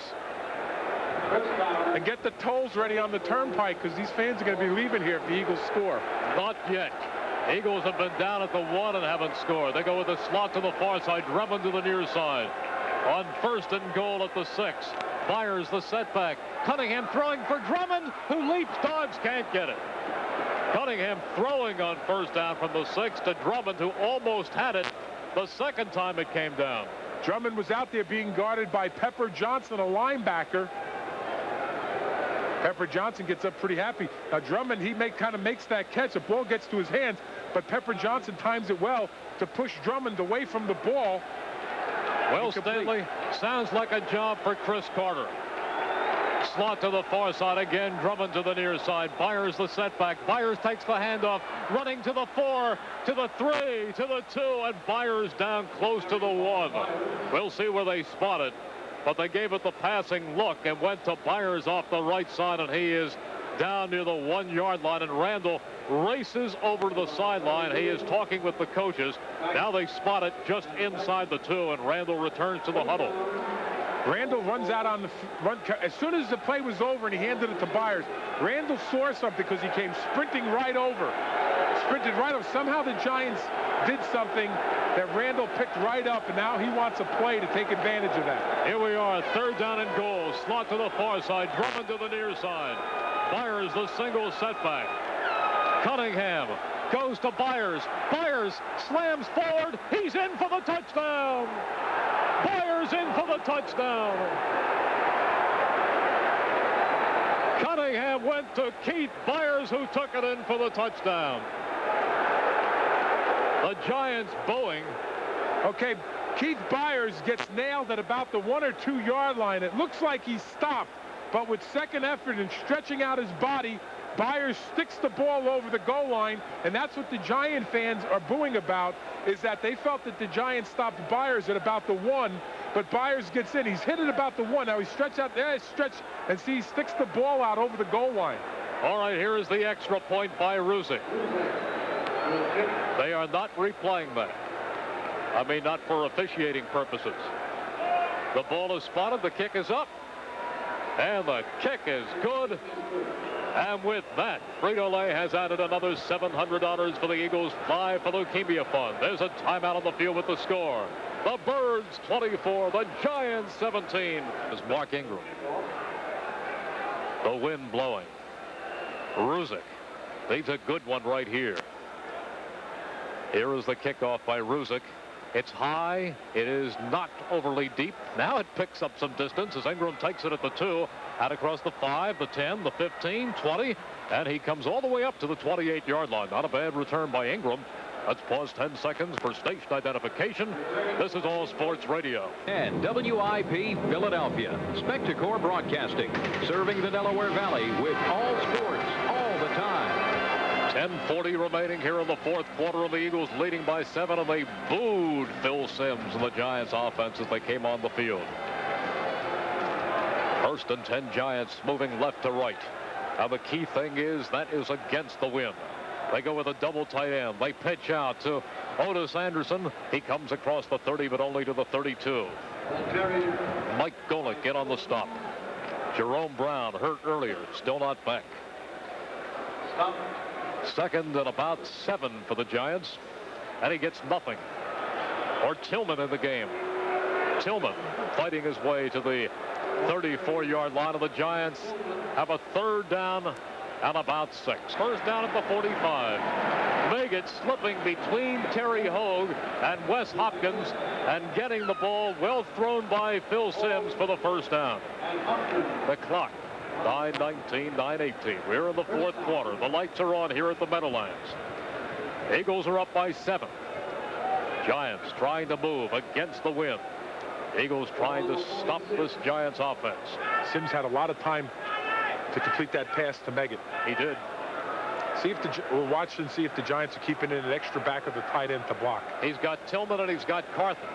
Tillman is the single setback. Carthen is a wing. Odessa Turner goes in motion right to left. The pitch goes to the big back, Carthen. Carthen cannot get away as Reggie White moves to his left and grabs him around the waist. And he had some support from Andre Waters and from Mike Pitts. The single setback. Double tight end. Slot to the far side of the field. Now Mowat is a wing to the near side. Simms retreats. Simms steps up. He's going over the middle, incomplete, and the penalty flag goes down as Andre Waters is called for running into Meggett. Andre Waters ran up the back of Meggett's legs, pass interference. The ball would have been a little highly thrown. They would have said it, might have been inadvertent interference. That's what Andre's talking about. But the referees, he's got to make that call here in this stadium. Pass interference. Number 20 on the defense. Automatic 1st down. Now here are the Giants against the wind, but they are moving the football with 8 minutes to go in the fourth quarter. That was a 22-yard pickup on the pass interference. 2nd pass interference against the Eagles today. The handoff, looking for running room, finding 3 tough yards, getting to the 30 where Pitts and Waters made the stop. Slot to the far side of the field. Double tight end. Motion. Ingram from left to right. Again, it goes to Tillman, and he gets nothing. He'll lose a yard that time as Jesse Small came up with Mike Pitts and stopped them for a yard loss. I thought Phil Simms was going to pull a little sucker play on the Eagles. Shotgun formation. Simms standing at his 45. He's back. He puts it in the air. It is incomplete. And no penalty flag, although Manuel wanted one. It's incomplete. And do the Giants go for it here, Stan? Earlier they did. Well, it'd be a 47-yard field goal if they attempt it now. And into the wind, you got to think that beyond nip mode, it wouldn't have a chance. I think it's a 4 down. They got to go for it. With the double wing and the shotgun. What a big play this is. Sims standing at the Eagles 35. He's back. He floats the ball in the air. Incomplete. Giants screaming for a penalty, and it doesn't fall as Ingram is yelling. Ingram was yelling, the referee's not going to make that call. That ball was floating up in the air. The wind caught it, stopped it in the air. Everybody's scrambling for it. All that was inadvertent contact down the field, with everybody scrambling for the ball. And the Eagles take over on downs. I think they got away with a lucky call on Andre Waters. I think Andre was he stepped on the back of Meggett's legs, and it was that inadvertent contact, but they give him a call. Don't forget, you'll hear Buddy Ryan's Eagles press conference following our broadcast conference. You won't miss a second of it. 6.5 minutes to go in the fourth quarter. Eagles by 7, 1st and 10, Birds at their 30.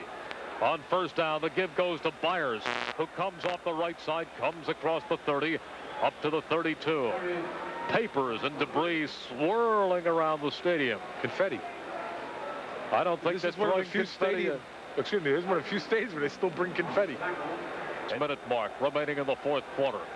And Ron Johnson splits wide to the far side, and Chris Carter to the near side. The backs side by side. Second down. Cunningham gives to Byers again. Looks for running room. Finds very, very little as he wedges out a yard. Maybe he wedges out 2. And the Eagles will have a third down and long. And the clock will take us under the 5.5-minute mark. Eagles up 24-17. Stan, they have not gone to Chris Carter today. 7. Giants look like they're going to rush 3 men. Cunningham will go with the double wing. No shotgun. 3rd and 7.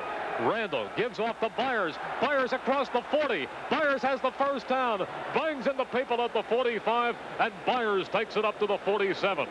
So the Eagles keep it on the ground, and they do so with Keith Byers, who just picked up 13 yards. Little quick trap play from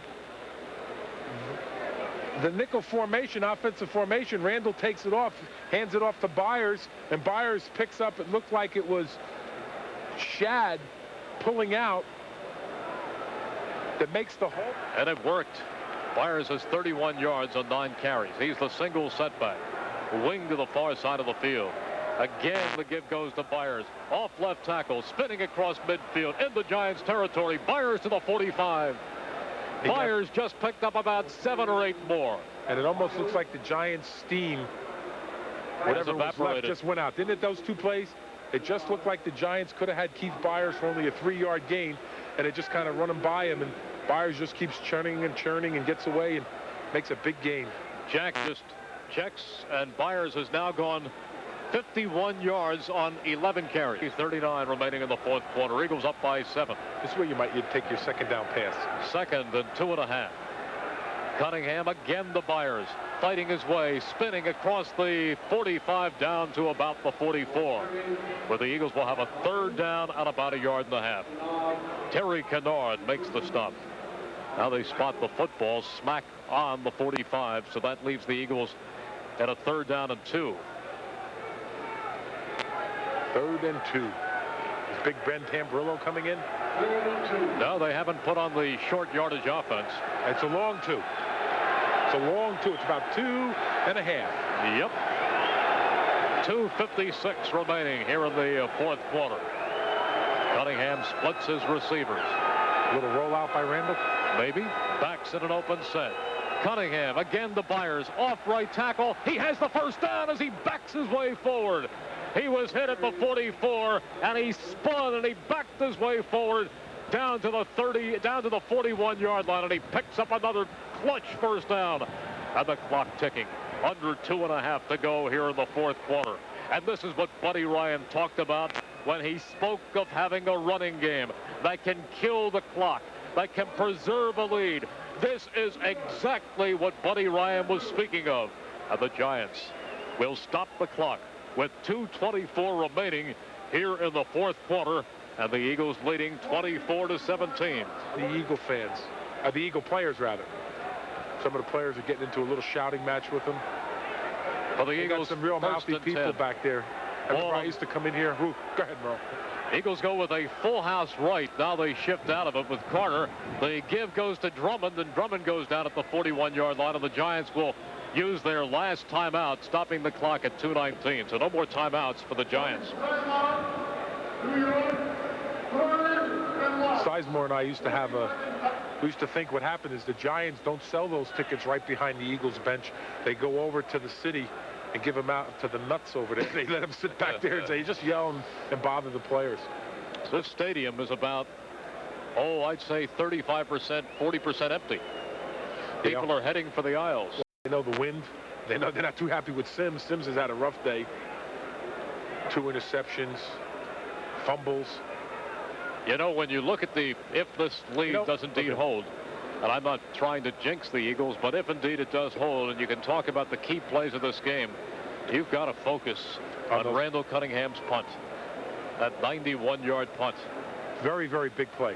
Very, very big play. And that everything worked against the Eagles. And then Randall got off that punt that he surprised Megan. 2nd down and 11. Cunningham looking over at Kavanaugh, who relays in the signal. You can bet Randall's not throwing at any place. Splits his receivers. His backs are split in an eye left formation. Drummond in there. Giants jump. The give. Now Cunningham with the football. He's being hit back at the 45-yard line, but I think the Giants jumped.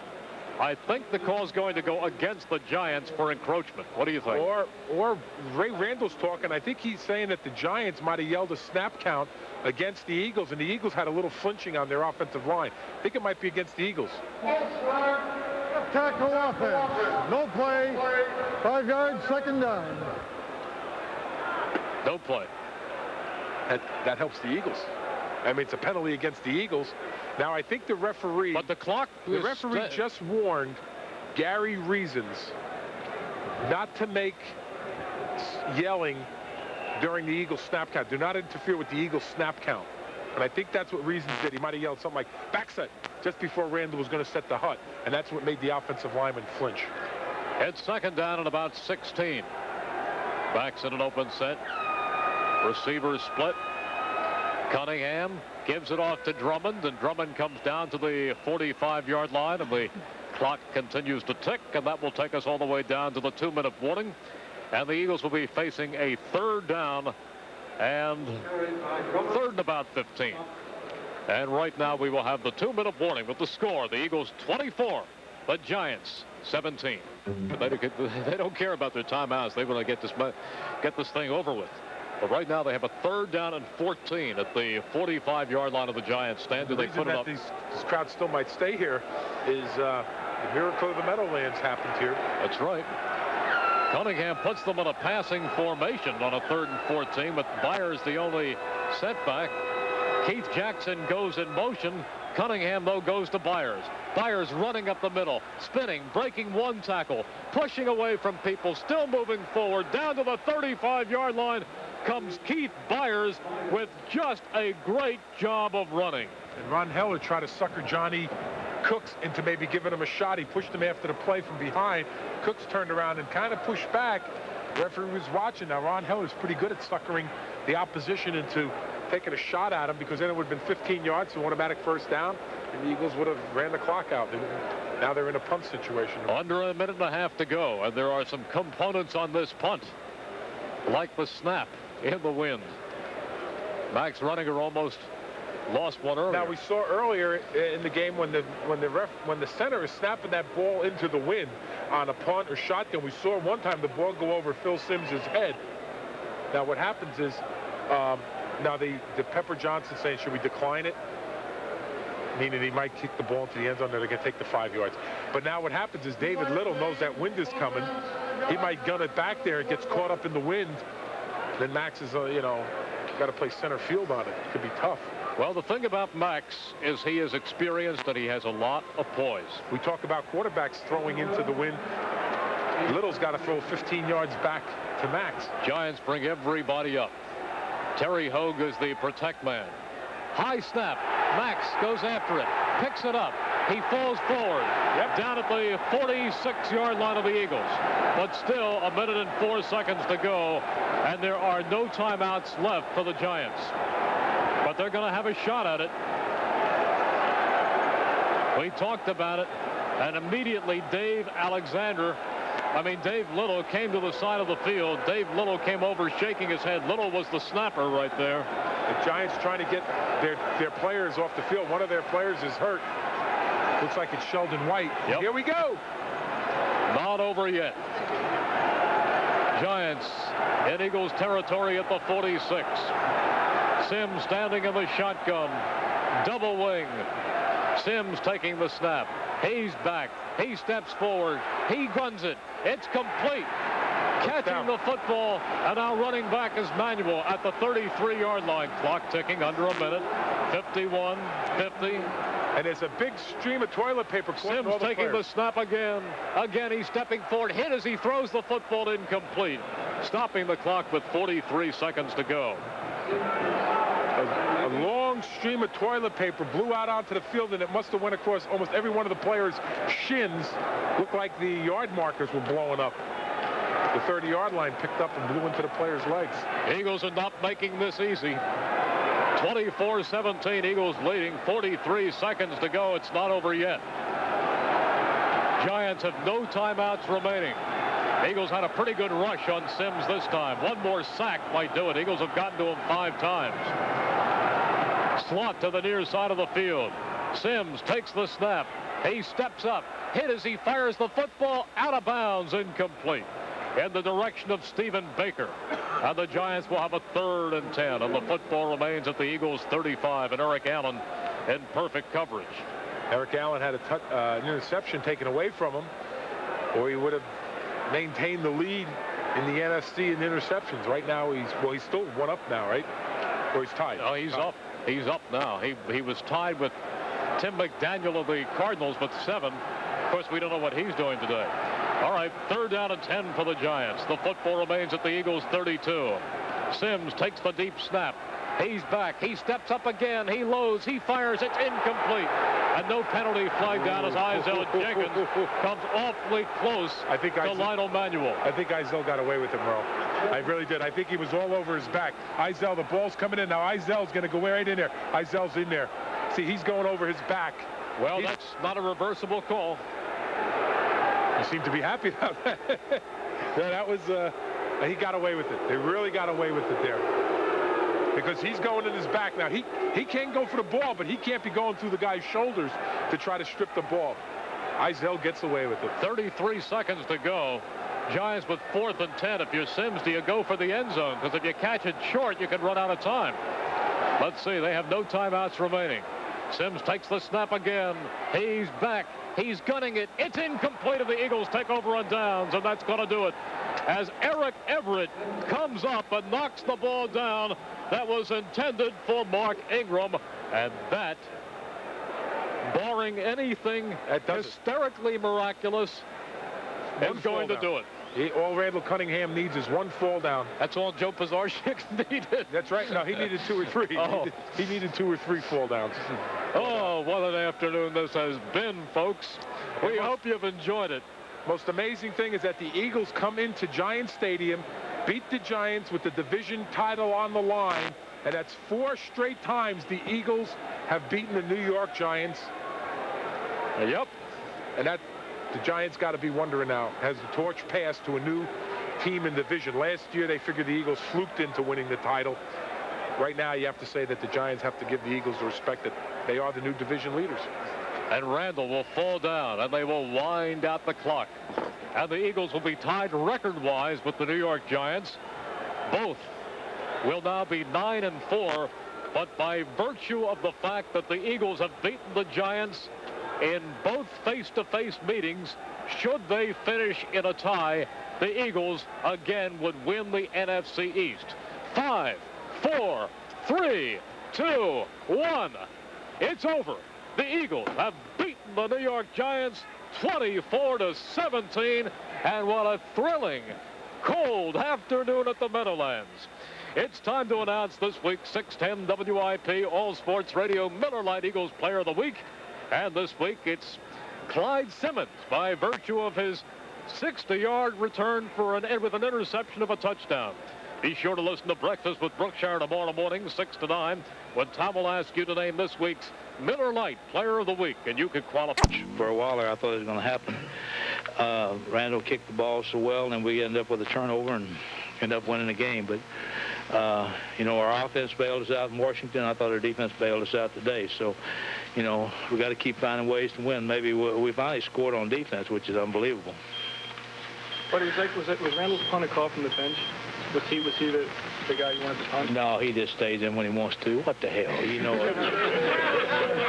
Jesus Christ, what kind of a damn question? You don't expect a 91-yard punt, but a 91-yard punt, that's fantastic. I do. It's the guys kicking with a wind, and just like we have him quick kick.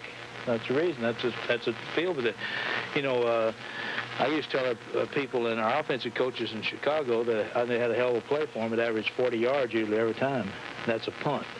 Well, Randall kicked one for 90 or something. So. Can you explain why you didn't think about kicking the field goal when you were down there on the... Well, I'm a dumbass, I guess, because I thought we'd score. If we didn't, they had poor field position. I thought the defense would score. You know, get a safety and get a 9-point turnaround. That was my thinking. And then as it went on, it looked terrible, like a terrible decision. But, you know, that's what I made it for, thinking, well, if we don't, I think we can get it in. If we don't get it in, they're down there. Our defense will score. We'll get after them and try to get a safety and then get a 9-point turnaround. But the way it worked out, it looked like, you know, a poor decision. But I'd make it again probably in the same situation. Well, all week we heard it was a division championship game. Do you feel like now you're division champions? A long way to go still. Well, there's still a long way to go. And, you know, we've got the Cowboys coming to town, and you never know what's going to happen in that game. Coach, back in the summer, back when camp began, you were preaching you had to improve the defensive run, the pass rush, and the running game. And you were looking at games like this time of year? Well, that's what you have to have. I mean, if you're going to have any kind of a defense, you have to have a great pass rush. And I think our guys are finally getting to that position. If you're going to win, you have to be able to do both throw and run the football. And we can run the ball. All we got to do is call runs. We'll return to Buddy Ryan's... The wind was tough, is blowing around. That's, you know, both times I made a decision to take the wind to start with and try to get up on them quick and hope we could hold them, and that worked out pretty good for me. And in the second half, I said, well, we're going to give them the ball and the wind. And our defense is going to have to come through, and they ended up scoring 10 points, I think, on a sense. So that didn't look like too. The last score, Randall came all the way into the bench. Did he tell you what he wanted to run there? He wanted to run. No, he was talking about running the fade on the fourth down to the same thing we ran before the 36. The play we ran was a play that he audibled out of before. Was Taylor starting? What's that? Taylor starting didn't surprise you? Well, I saw Taylor start against New Orleans, you know, with a bad hamstring, which is terrible thing to try to play with. I saw him after the game and said hello to him. Buddy, how come his defense was so dominating?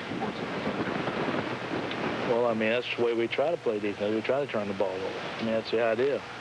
Pressure defense, you turn the ball over. You've beaten the Giants 4 straight times now. You think you guys have their number?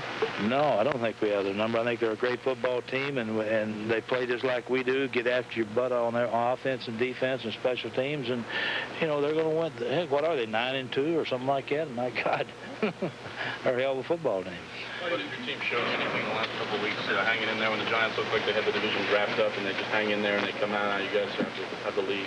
Well, we just they showed me something when we didn't beat San Diego because of the officiating, and then we came back and dropped 11 balls against Washington, two all games. I thought we should have won. One was drop balls, the other was officiating. Coach, the situation with Randall's punt, I mean, he was at the back of the end zone. Why did you want him there? Why did you want him to kick him? I wanted him to kick because we wanted a long kick, and he's the guy to get it. The other kid can't kick over 40 yards. But what were your thoughts on that bad punt snap at the end there? Well, I mean, I thought it'd be a knuckleball back. If I'd been smart, I thought that this kid kicked the ball out of bounds, which he can do, but I didn't know he wasn't going to catch it. So if I'd been smart, I'd had Randall back there. He would have probably caught it and kicked it. But what is it about your defense that forces turnovers? What's that? What is it about your defense that forces turnovers? Well, the defense has always forced turnover. We were probably one of the top turnover teams last year. In fact, defense won the last 7 games for us, but nobody in Philadelphia knows it. How do you think Jesse did out there? Played well. I know he did. Okay? Remember the game where you were counting every defense? You've been listening to Buddy Ryan's post-game press conference on All Sports Radio. If you've ever been shopping for audio,